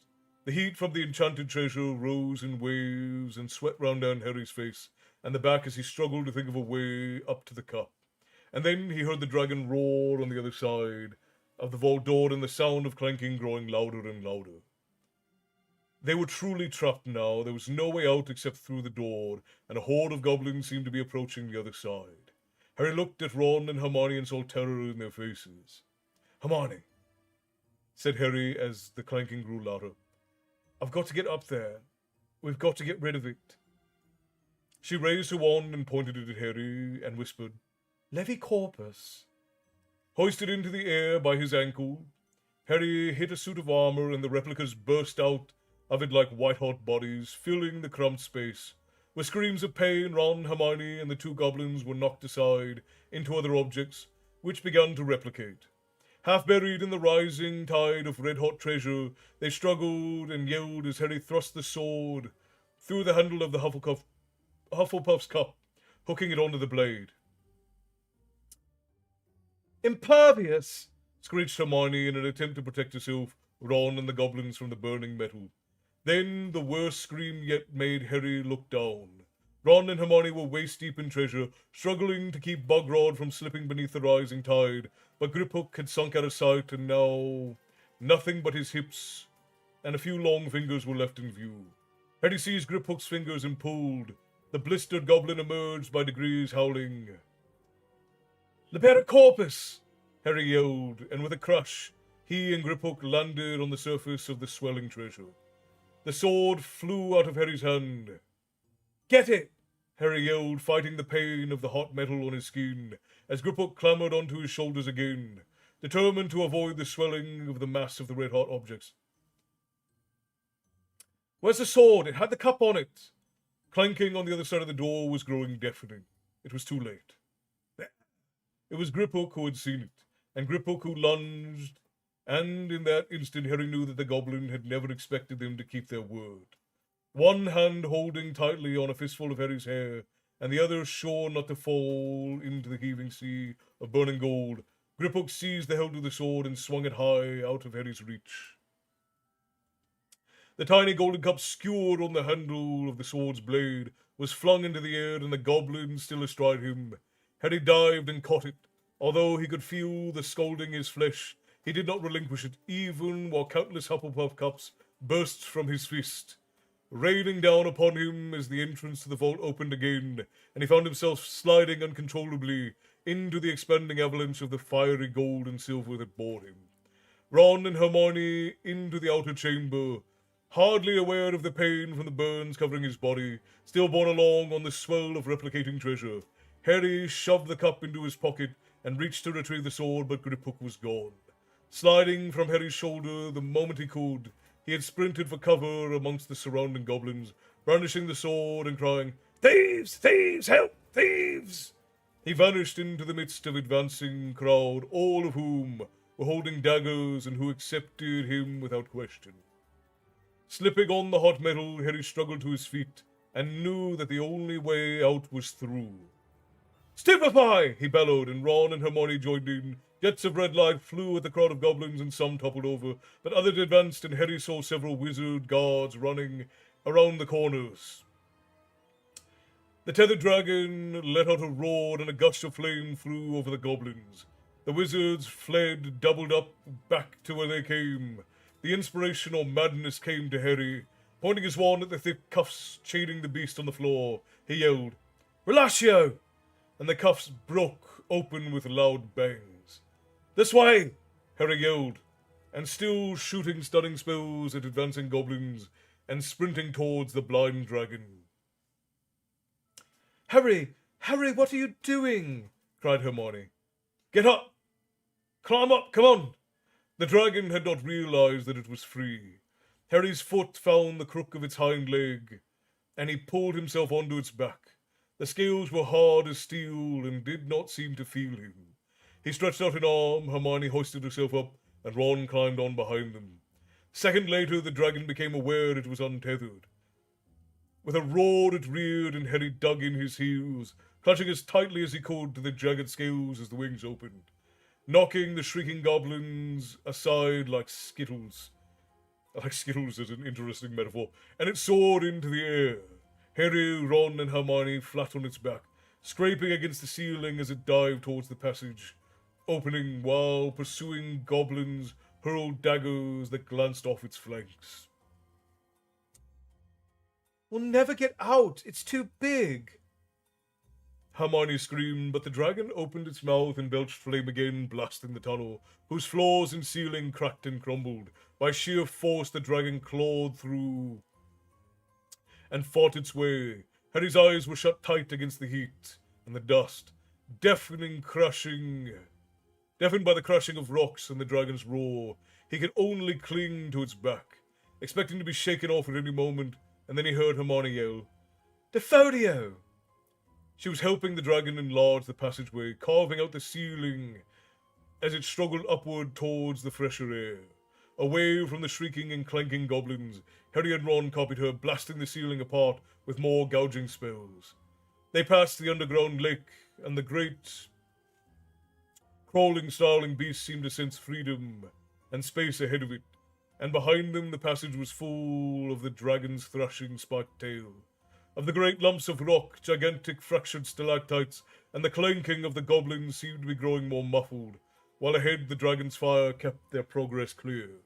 And then at last, by the combined force of their spells, the dragon's brute strength, they had blasted their way out of the passage and into the marble hallway. Goblins and wizards shrieked as they ran for cover. Finally, the dragon had room to stretch its wings, turning its horned head towards the cool outside air. It could smell beyond the entrance, and it took off, with Harry, Ron, and Hermione still clinging to its back.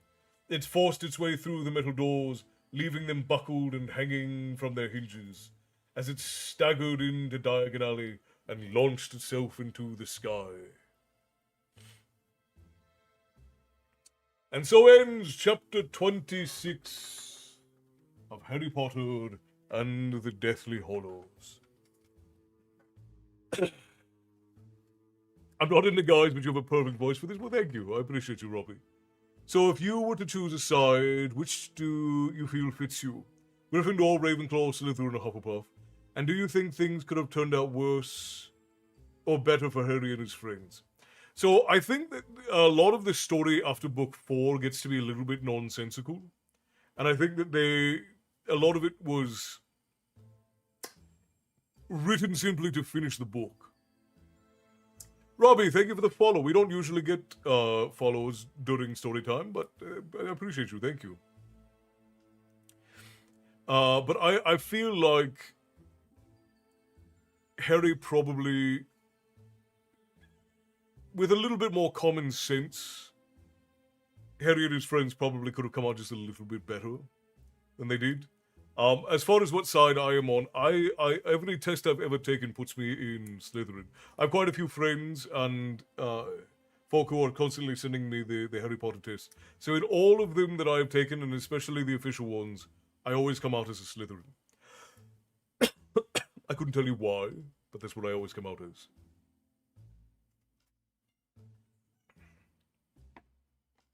It would probably be safe-ish unless he joins Slytherin, then all bets are off if Voldemort wins.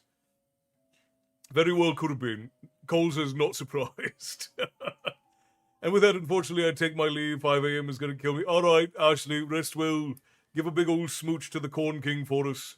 And we will see you again soon. The lady and I will be back on Sunday. I think, because let's see, we're on 57. We can do one more chapter, because the next chapter is very short. The next chapter is 1, 2, 3, 4, 5. The next chapter is only 5 pages, so if you guys want to do one more chapter, we can do one more before we head off to bed.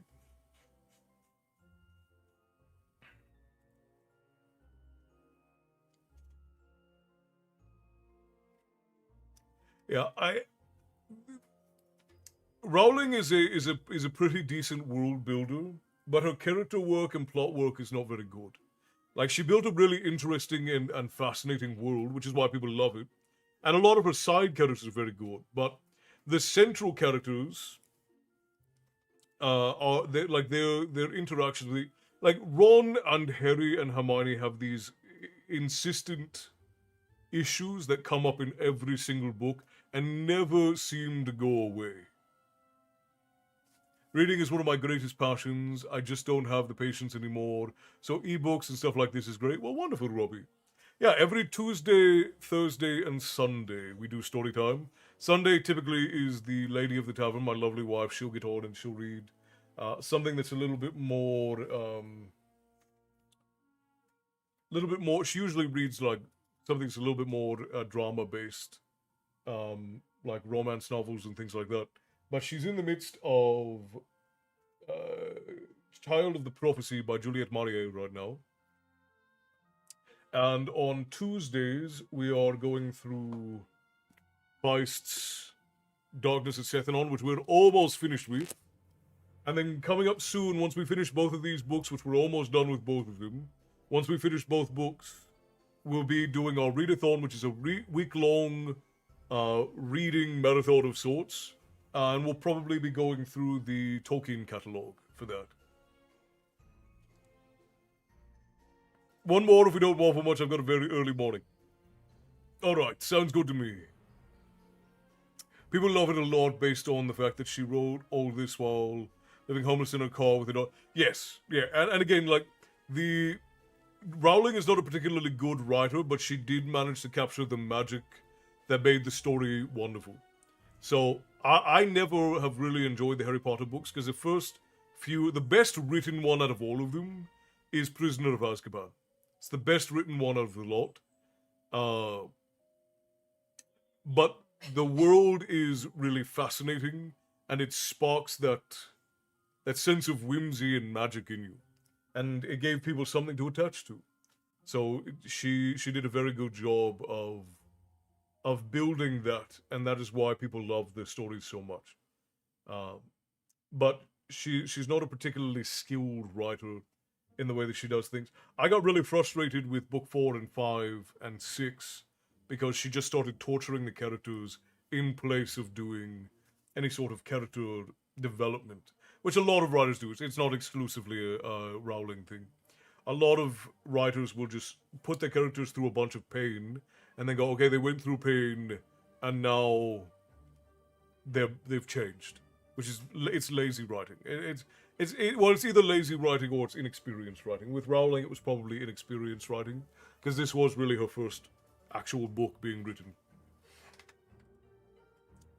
Oh, absolutely. Forgotten Realms, D&D, Magic the Gathering, Warhammer 40k. I don't like a lot of the more recent things that have come out, but old school fan. I've been playing D&D and Magic since the mid 90s. Late 90s. Alright, let's get one more chapter under our belt. Torture must have a purpose in the story. Yeah, if you're going to breaking their own to it, right. If a character is going to go through extreme pain and suffering, there has to be a very good reason for it in the narrative, in order for it not just to be torturing the character. Castle, would you blow the raid horn from my daughter Lily's 24th birthday, please? Certainly! One of the bear cubs turns 24 today. That is definitely worthy of celebration. If you've not heard the raid horn, this is your first time in for it. We blow it for celebrations and we blow it for raids. Bless you, my darling. Cover your ears if you're not used to hearing it. Here we go. 3, 2, 1. In honor of Lily's birthday. 24 revolutions around the sun.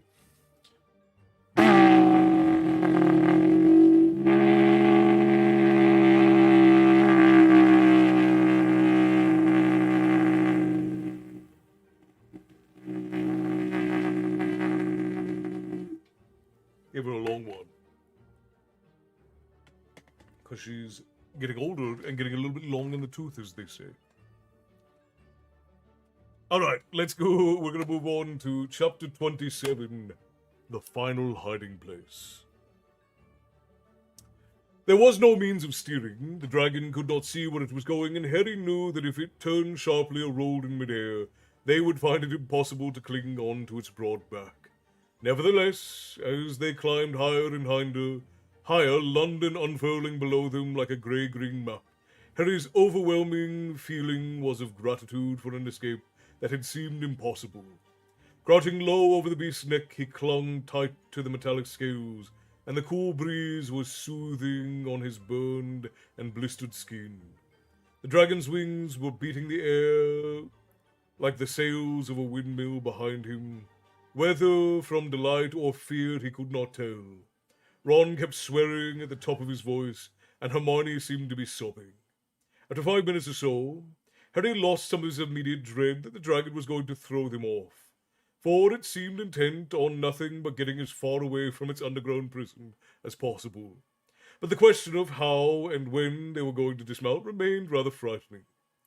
He had no idea how long dragons could fly without landing, nor how this particular dragon, which could barely see, would locate a good place to put down. He glanced around constantly, imagining that he could feel his scar prickling. How long would it be before Voldemort knew that they had broken into Lestrange's vault? How soon would the goblins at Gringotts notify Bellatrix? How quickly would they realize that what had been taken? And then, when they discovered that it was the golden cup that was missing, Voldemort would know at last that they were hunting Horcruxes. The dragon seemed to crave cooler and fresher air. It had climbed steadily until they were flying through wisps of chilly clouds. Harry could no longer make out the little coloured dots which were cars pouring in and out of the capital. On and on they flew over the countryside, parcelled out into patches of green and brown, over roads and rivers winding through landscapes like strips of matte and glossy ribbon. "What do you reckon it's looking for?" Ron yelled as they flew farther and farther north. "No idea," Harry bellowed back. His hands were numb with cold, but he did not dare attempt to shift his grip. He had been wondering for some time what they would do if they saw the coast sail beneath them. If the dragon headed for open sea, he was cold and numb, not to mention desperately hungry and thirsty. When he wondered, had the beast itself last eaten?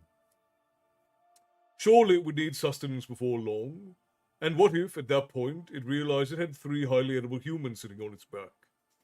The sun slipped lower in the sky, which was turning indigo, and still the dragon flew, cities and towns gliding out of sight beneath them, its enormous shadow sliding over the earth like a great dark cloud. Every part of Harry ached with the effort of holding on to the dragon's back. "Is it my imagination?" shouted Ron after a considerate stretch of silence. "Or are we losing height?" Harry looked down and saw the deep green mountains and lakes, coppery in the sunset. The landscape seemed to grow larger and more detailed as he squinted over the side of the dragon. And he wondered whether it had divined the presence of fresh water by the flashes of reflected sunlight. Lower and lower the dragon flew, in great spiraling circles, honing in, it seemed, upon one of the smaller lakes. "I say we jump when we get low enough," Harry called back to the others. "Straight into the water before it realizes we're here." They agreed, Hermione a little faintly, and now Harry could see the dragon's wide yellow underbelly rippling on the surface of the water. "Now!" He slithered over the side of the dragon and plummeted face first towards the surface of the lake. The drop was greater than he had estimated, and he hit the water hard, plunging like a stone into the freezing green reed-filled world. He kicked toward the surface and emerged, panting, to see enormous ripples emanating from the circles from the places where Ron and Hermione had fallen. The dragon did not seem to have noticed anything, and was already 50 feet away, swooping low over the lake to scoop water into its scarred snout. As Ron and Hermione emerged, sputtering and gasping, from the depths of the lake the dragon flew on, its wings beating hard, and landed at last on a distant bank. Harry, Ron, and Hermione struck out for the opposite shore. The lake did not seem to be deep, and soon it was more a question of fighting their way through reeds and mud rather than swimming. At last they flopped, sodden, panting, and exhausted, onto the slippery grass. Hermione collapsed, coughing and shuddering. Though Harry could have happily lain down and slept, he staggered to his feet and drew out his wand and started casting the usual protective spells around him. When he had finished, he joined the others. It was the first time he had seen them properly since escaping the vault. Both had angry red burns all over their faces and arms, and their clothing was singed away in many places. They were wincing as they dabbed essence of Dittany onto their many injuries. Hermione handed Harry a bottle, and then pulled out 3 bottles of pumpkin juice she had brought from the shell cottage, and clean dry robes for all of them. They changed and then gulped down the juice. "Well, on the upside," Ron finally said, said Ron finally, who was sitting watching the skin on his hands regrow. We got the Horcrux. On the downside. No sword, said Harry through gritted teeth, as he dripped Dittany through the singed hole in his jeans onto the angry burn beneath. No sword, repeated Ron, that double-crossing little scab. Harry pulled the Horcrux from his pocket of the wet jacket he had just taken off and set it down on the grass in front of them.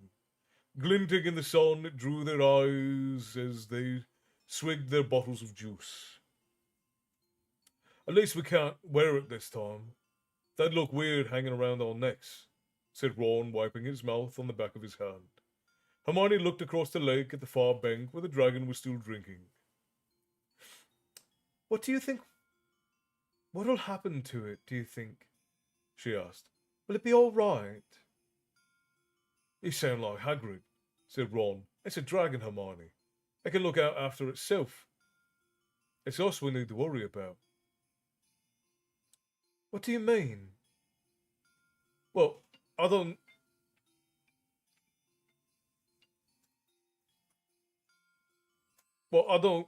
know how to break this to you, said Ron, but I think they might have noticed we broke into Gringotts. All three of them started to laugh, and once started, it was difficult to stop. Harry's ribs ached, and he felt lightheaded with hunger. But he lay back on the grass beneath the reddening sky and laughed until his throat was raw. What are we going to do, though? Said Hermione finally, hiccuping herself back to seriousness. He'll know, won't he? You know who will know? We know about his Horcruxes. Well, maybe they'll be too scared to tell him, said Ron hopefully. Maybe they'll cover up. The sky, the smell of water, the sound of Ron's voice were extinguished. Pain cleaved heavy in Harry's forehead like a sword stroke.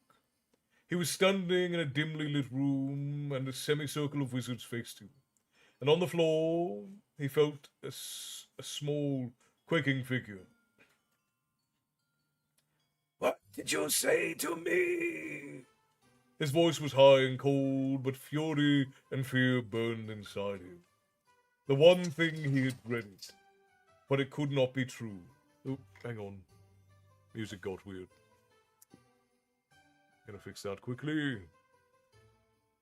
My son just turned 30. I feel so old. Ah, what a privilege, though, isn't it? What a privilege to grow old and to watch our children go old. If that's your tavern, its essence is of divine quality. It's not yet, but someday perhaps. It is the tavern that we have for right now. Roy, you said you would have probably given this answer many times, but I sorrowfully haven't heard. What is your favorite author and your favorite book, my good tavern man? Oh, it's hard for me because I am such a deep lover of stories that picking a favorite is hard. When I was a young man, when I first left home, one of my biggest inspirations was Christopher Paolini and Gordon R. Dixon. I love them a lot. Of course, I love classics. I love Arthur Conan Doyle. Doyle is one of the most intricate writers that you can read. And beyond a shadow of a doubt, I am deeply in love with anything that Tolkien has written. Tolkien is one of my absolute favorites. And I think that's quite fair. I think most people would find that they have an overwhelming love for Tolkien and the world he created. I think we have 2 pages left, Bethany. 2 more. We're almost to the end. Almost to the end.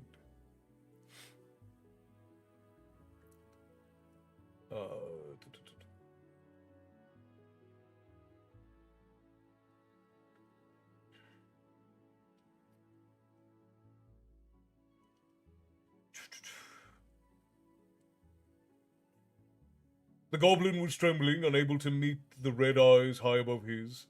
Say it again, Murmured Voldemort. Say it again! My lord, Staggered the goblin, his black eyes wide with terror. my lord, we tried to stop them. Imposters, my lord. broke into Lestrange's vault. Imposters! What imposters? I thought Gringotts had ways of revealing imposters.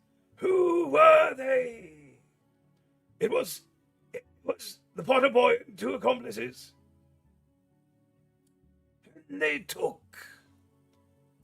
He said, his voice rising, a terrible fear gripping him. Tell me, what did they take? A small golden cup, my lord. The scream of rage, of denial left him as it were a stranger's. He was crazed, frenzied. It could not be true. It was impossible. No one had ever known. How was it possible that the boy could have discovered his secret?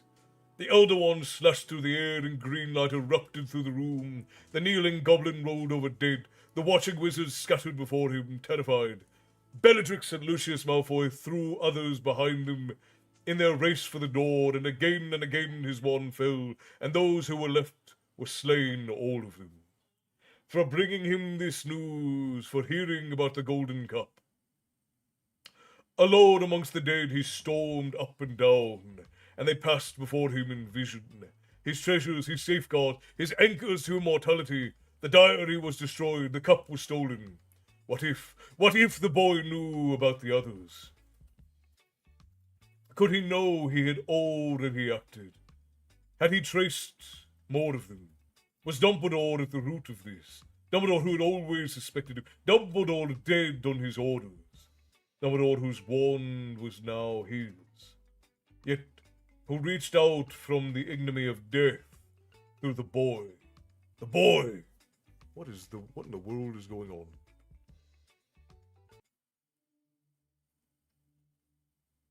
That was not the kind of music for this sort of thing. Thanks to the fighter! Thank you kindly for the follow over on the Twitch portal. Welcome in, so very glad to have you. First fantasy novel I read was Conan the Freelance. From there I got literally voracious. Elminster novels, Tolkien, C.S. Lewis, Arthur Conan Doyle, whatever I could get a hold of, which is absolutely fair. I do love C.S. Lewis as well. While I love Chronicles of Narnia, I think the best thing that he ever wrote was the Screwtape Letters. I think that just stylistically and creatively, the Screwtape Letters is one of the best literary pieces of fiction, philosophy, and psychology that's ever been written, in my opinion. 41,000 likes. Cindy, you're putting in work. Those fingers are absolutely putting in time to promote the tavern.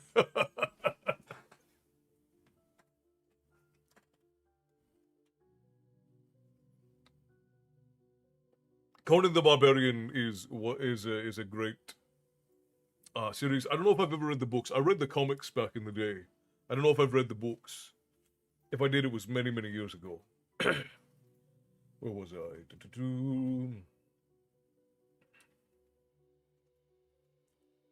But surely if the boy had destroyed any of his Horcruxes, he, Lord Voldemort, would have known. He would have felt it. He, the greatest wizard of them all. He, the most powerful. He, the killer of Dumbledore. And of how many other worthless, nameless men. How could Voldemort not have known if he himself, most important and precious, had been attacked, mutilated? True, he had not felt when the diary had been destroyed. But he had thought that that was because he had no body to feel, being less than ghost. Now surely the rest was safe. The other Horcruxes must be intact. But he must know, he must be sure. He paced the room, kicking aside the goblin's corpse as he passed, and pictures blurred and burned in his boiling brain. The lake, the shack, and Hogwarts. A modicum of calm cooled his rage now. How could the boy know that he'd hidden the ring in the gaunt shack? No one had ever known him to be related to the gods. He had hidden the connection. The killing had never been traced to him. The ring surely was safe. And how could the boy, or anybody else, know about the cave and penetrate his protection? The idea that the locket being stolen was absurd. And as for the school, he alone knew where in Hogwarts he had stored the Horcrux, because he alone had plumbed into the deepest secrets of that place. And there was still Nagini, who must remain close now, no longer sent to do his bidding, under his protection.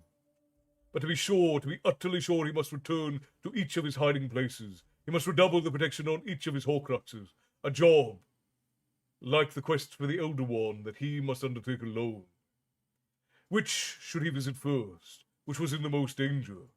Old unease flickered inside of him. Dumbledore had known his middle name. Dumbledore might have a connection to the gods. Their abandoned home was perhaps the least secure of his hiding places, and it was there that he would go first. The lake, surely impossible, though. Was there a slight possibility that Dumbledore might have known some of his past misdeeds through the orphanage and Hogwarts? But he knew that his Horcrux there was safe. It would be impossible for Potter to enter Hogsmeade without detection, let alone the school. Nevertheless, it would be prudent to alert Snape to the fact that the boy might try to re-enter the castle. To tell Snape why the boy might return would be foolish, of course. It had been a grave mistake to trust Bellatrix and Malfoy. Didn't their stupidity and carelessness prove now unwise? How unwise it was to ever trust. He would visit the Gaunt Shack first, then, and take Nagini with him. He would not be parted from the snake anymore, and he strode from the room through the hall and out into the dark garden where the fountain played. He called the snake in Parseltongue, and it slithered out to join him like a long shadow. Harry's eyes flew open as he wrenched himself back to the present. He was lying on the bank of the lake in the setting sun, and Ron and Hermione were looking down at him. Judging by their worried looks and by the continued pounding of his scar, his sudden excursion in Voldemort's mind had not passed unnoticed. He struggled up, shivered vaguely, surprised that he was still wet to his skin, and saw the couple lying innocently on the grass before him, and the lake, deep blue, shot with gold in the failing sun. He knows. His own voice sounded strange and low after Voldemort's high screams. He knows. He's going to check on the others. And the last one. He was already on his feet. Is it Hogwarts? I knew it. I knew it. What? Ron was gaping at him, and Hermione sat up looking worried. What did you see? Did you see where in Did you see where in Hogwarts? Asked Ron, now scrambling to his feet.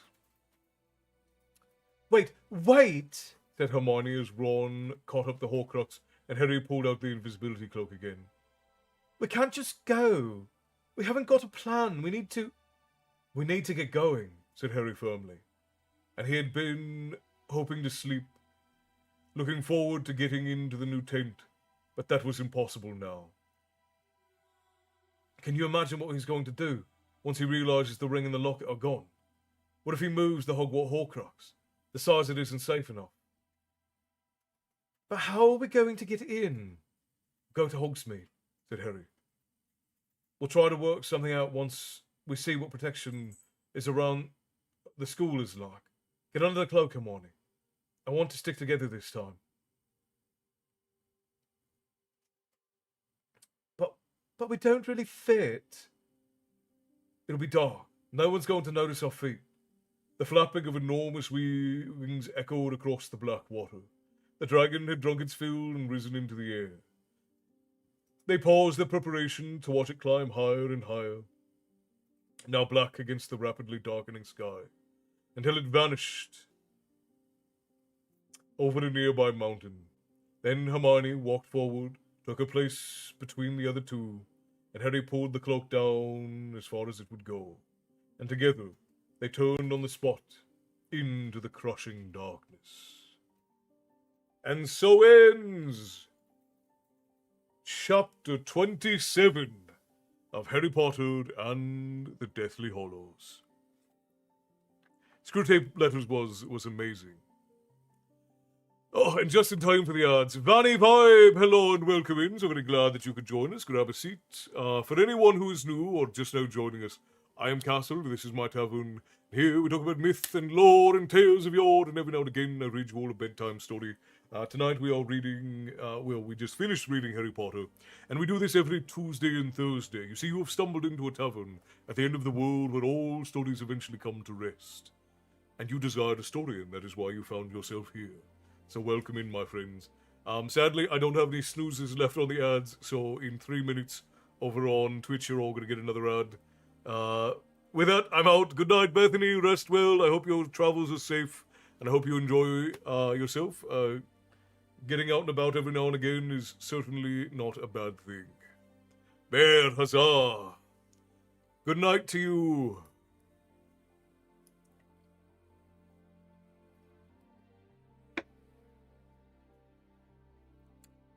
Alright, I think I have it in me to do one song, friends, so let's do a gentle song so that I don't hurt myself.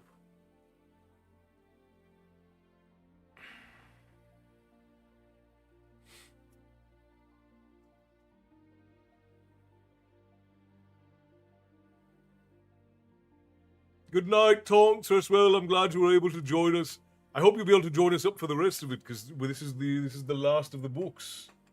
There'll be no more Harry Potter, and then we'll never see Tonks again. That'll be sad. But we will have been glad. My mouth not working.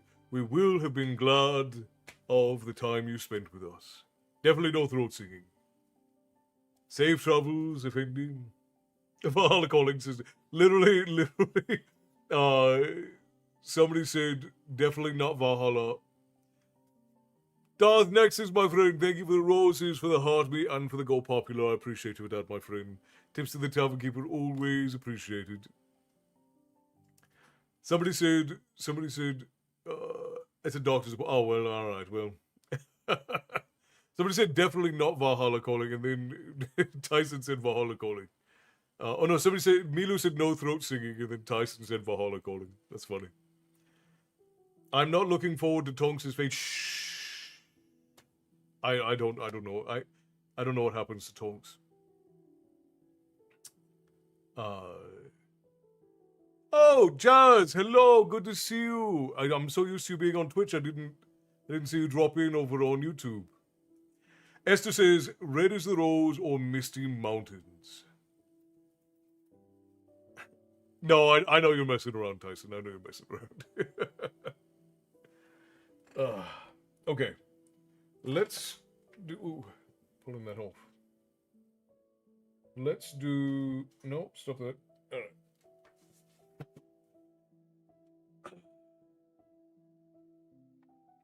Not for me this time. Let's see. Esther says, red is the rose or Misty Mountain. Yeah, we can do... Let's do Misty Mountain. It's been a while since we did Misty Mountain. We'll do Misty Mountain, and that'll be our end song for tonight. It's running ads, so after ads we'll do... The Parting Glass is a good song to end anything. Oh, that's true. It's been a while since we've done... Let's do... Okay, I think I can manage two. We'll do Misty Mountains, and we'll do Parting Glass. I think those would be good to end us up with. While the ads are running, I'm gonna use the facilities again, friends, and then we'll sing, and I'll send you off. Okay, one more butterbeer. Alright, Big 8. Appreciate you, my friend.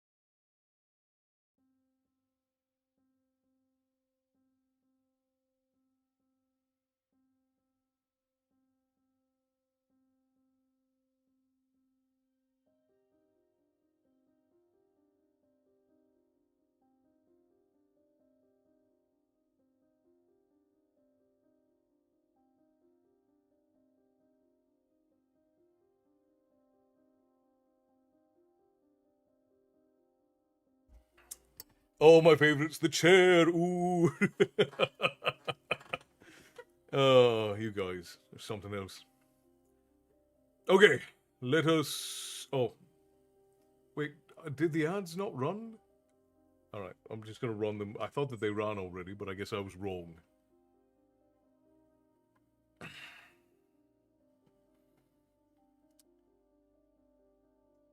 Next time the mermaid song, not today though. We definitely do need to do the mermaid song again. It's been a while. It's been a while. Yeah, welcome into all the new folk. I don't know how many new folk are in, but we've had quite a few people follow this evening, so it's good to have you all. I'm glad that you could join us. I hope you enjoyed your time in the tavern tonight. I'm about to spoil it because we're going to sing. So any of you that have never been in here for the singing parts of Storytime are going to have your your view of the tavern and its quality tarnished. I'm just kidding. We're not terrible. We're not terrible. But we don't sing because we're good at it. We sing to have fun. We sing because we enjoy it. And since we're waiting for the I thought that the ads were running, but they're not. But I gotta snooze it. That's all right, Bear. That's all right. I just wanted to have them run before we sang, so we don't get interrupted. Otherwise, you're gonna have to keep snoozing them that whole time. I have a funny story about the fur, like what's on your chair. What is your funny story? This is literally just a furry blanket. Like the lady bought a bunch of furry blankets to make our bed look like an old Viking bed, and then we got rid of them because it was too hot. Yeah. And we are cold weather people, and we do not live in a cold weather place.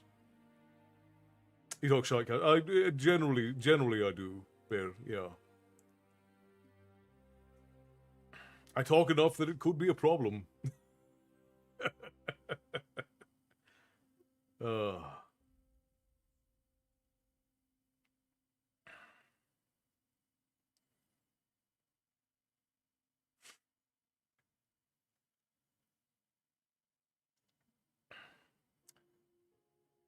But yeah, I have a bunch of furry blankets like this that we don't use because it's too warm.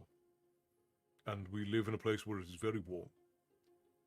And the lady likes to be cozy, but she can't be cozy because if she puts even one blanket on, she gets too hot. Bring on the traumatic shenanigans, chaotic stupid forever. Alright.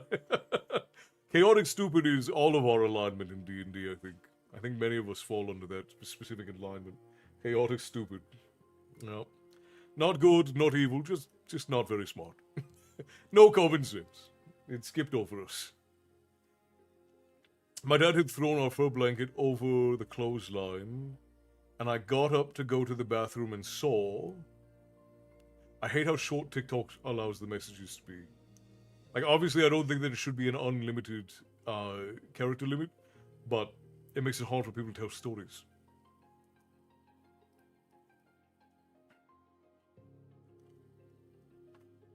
Alright, it looks like the ads have finished. Let's get our songs on. I'm gonna do Misty Mountains first.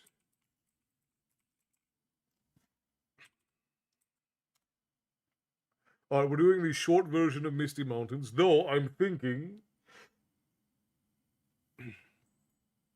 that during the readathon, we might actually do the full version at least once.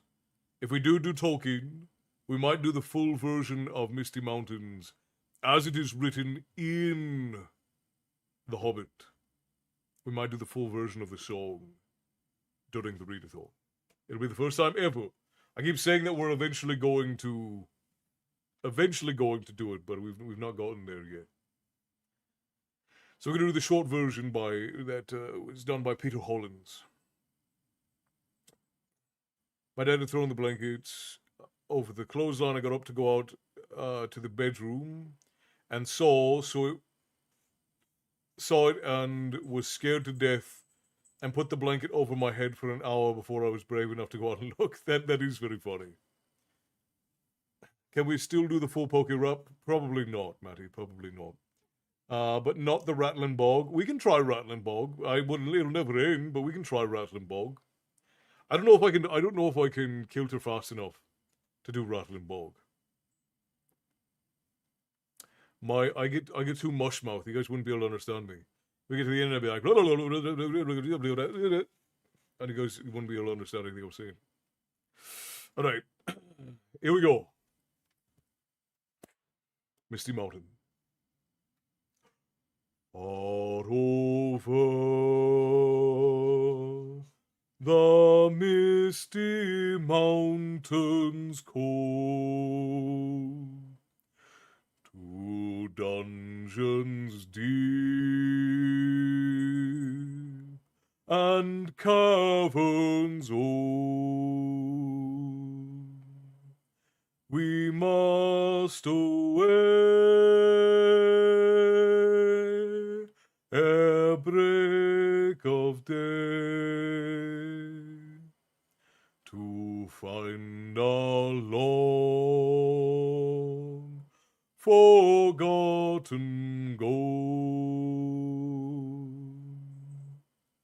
The pines were roaring on the hind, the winds were moaning in the night,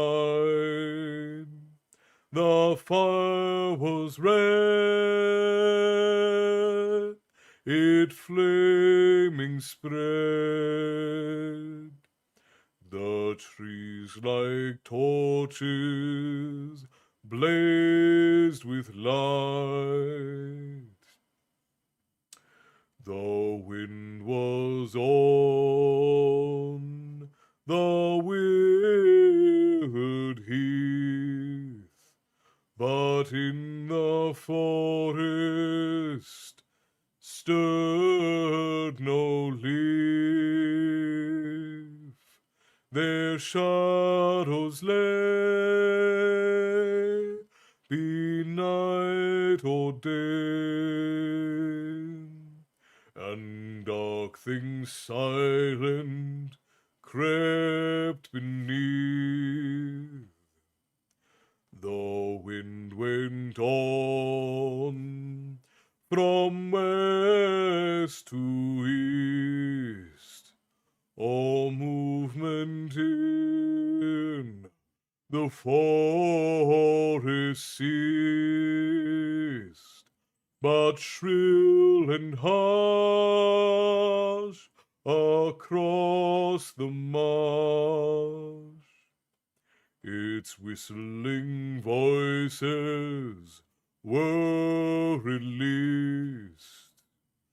Farewell we call to hearth and home. The wind may blow and rain may fall, we must away ere break of day, far o'er the wood and mountain tall, far over the misty mountains cold, to dungeons deep and caverns old, we must away ere break of day, to find our long forgotten gold. Thank you for the song, my friends. Absolutely lovely to sing with you. Listen to some of Great Big Sea and try to keep up. It helps, especially meditate. Great Big Sea is actually my alarm in the morning, Milo. In the morning, like the whole catalogue of Great Big Sea plays to wake me up in the morning. Castle, thank you so much for sharing Misty Mountains. You have a beautiful voice and your renditions is genuinely moving. Thank you kindly, Esther. I appreciate you. That's very kind of you to say. I missed something up here. Oh, Roy, you said, just thank you for what you do. Rare I catch your creation. Absolutely a privilege to do it. Roy, I'm glad that you enjoy. Thank you, Cindy. I appreciate the applause. Thank you kindly. Thank you, Jazz. I appreciate you. All right. Ending off on Parting Glass.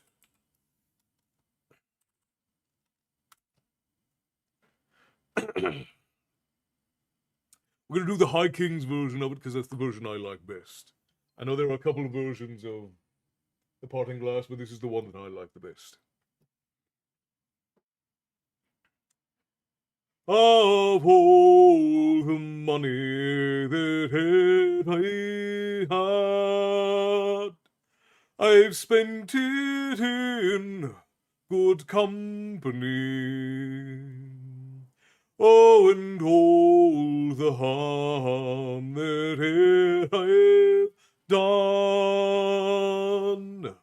alas, it was to none but me. And all I've done for want of wit to memory now I can't recall. So fill to me the parting glass. Good night and joy be to you all. So fill to me the parting glass and drink a health whate'er befalls. Then gently rise and softly call, good night and joy be to you all. Of all the comrades that here I had, they're sorry for my going away. And all the sweethearts that here I had, they'd wish me one more day to stay. But since it fell unto my lot that I should rise and you should not, I'll gently rise and softly call, good night and joy be to you all. So fill to me the parting glass and drink a health whate'er befalls. Then gently rise and softly call, good night and joy be to you all. But since it fell unto my lot that I should rise and you should not, I'll gently rise and softly call, good night and joy be to you all. So fill to me the parting glass and drink a health whate'er befalls. Then gently rise and softly call, good night and joy be to you all. Good night and joy be to you all. Thank you for the song, my friends. And Bear, thank you kindly for the 500 bits over on Twitch. Tips to the tavern keeper always appreciated. Thank you kindly for your generosity, my friend. Oh my gosh, is there any way you can do My Mother Told Me with your voice? It should sound amazing. I do My Mother told me, Nate, on occasion. Jazz, thank you for the gifted sub to actually MJ. I appreciate you for that. Thank you kindly. Glad you all enjoyed. But all right, I'm keeping it light tonight because I'm just getting over being sick, Nate. But I'll do My Mother Told Me because it's a simple one. That one's very short. We can do that one, and we'll end up there for tonight. Hear you when I can. Thank you, Roy. It's always good to see you, my friend. I'm glad you've been enjoying the stories and whatnot. Good night, Esther. Sleep peacefully and truly hope you start feeling better soon. Take good care of yourself. Taking as best care of myself as I can, and I'm on the mend, thankfully. Cindy, 46,000. What an absolute legend. I appreciate you for that. We're gonna finish up with My Mother Told Me, I think. We'll do My Mother Told Me. We'll just do the short version of it, because Nate is I don't know if Nate is new, but I don't recognize the name as a regular. So you have a fine voice, and well, thank you kindly, Race. I appreciate you for that. The compliment is appreciated, and I'm glad that you guys enjoy. I don't know why you would stick around if you didn't enjoy, but I'm glad that you do. All right, just a moment, and we'll. All right. My mother told me. Glad I stumbled onto your channel, just random. Also, can't wait to hear your story time. I'm new here, but I'm going to be a regular from now on. Wonderful.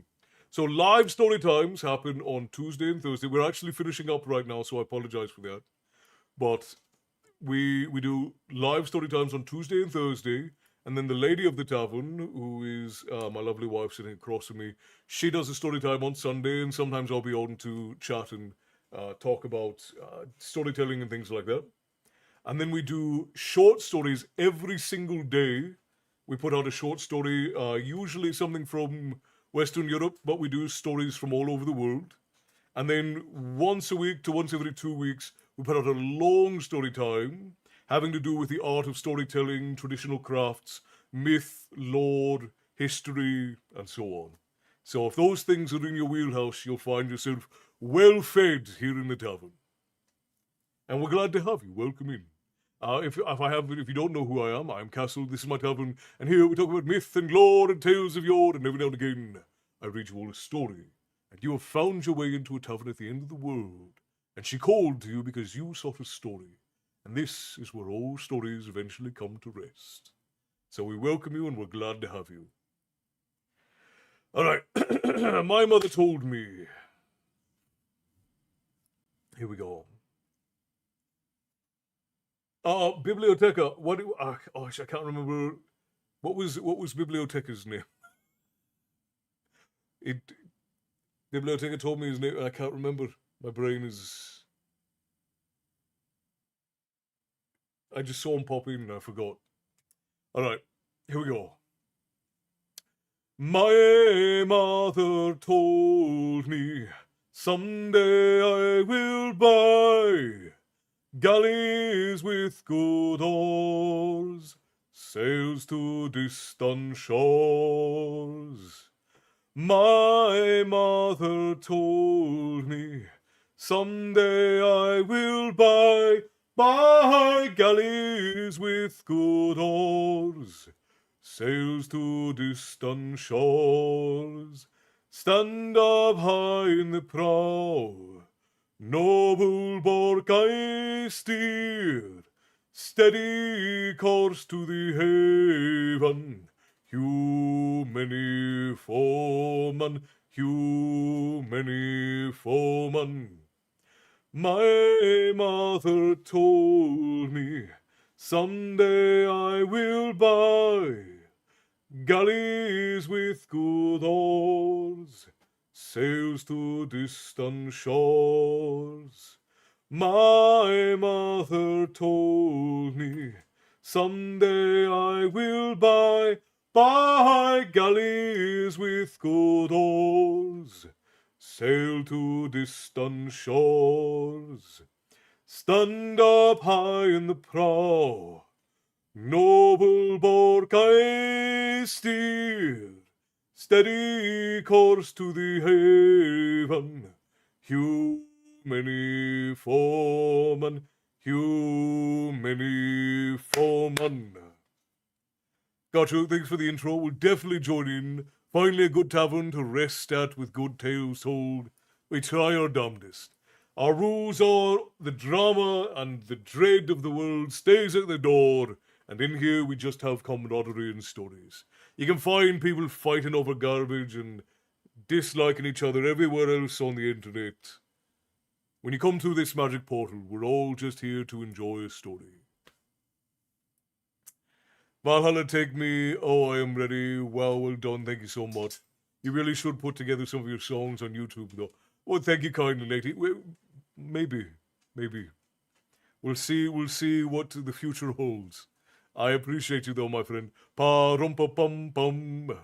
I play my drum for him. Pa-rum-pa-pum-pum. I love the little drummer boy. It's such a good carol. Leave the baggage at the door. Right, if you're checking in here, baggage stays at the door, except for what you need if you're staying the night.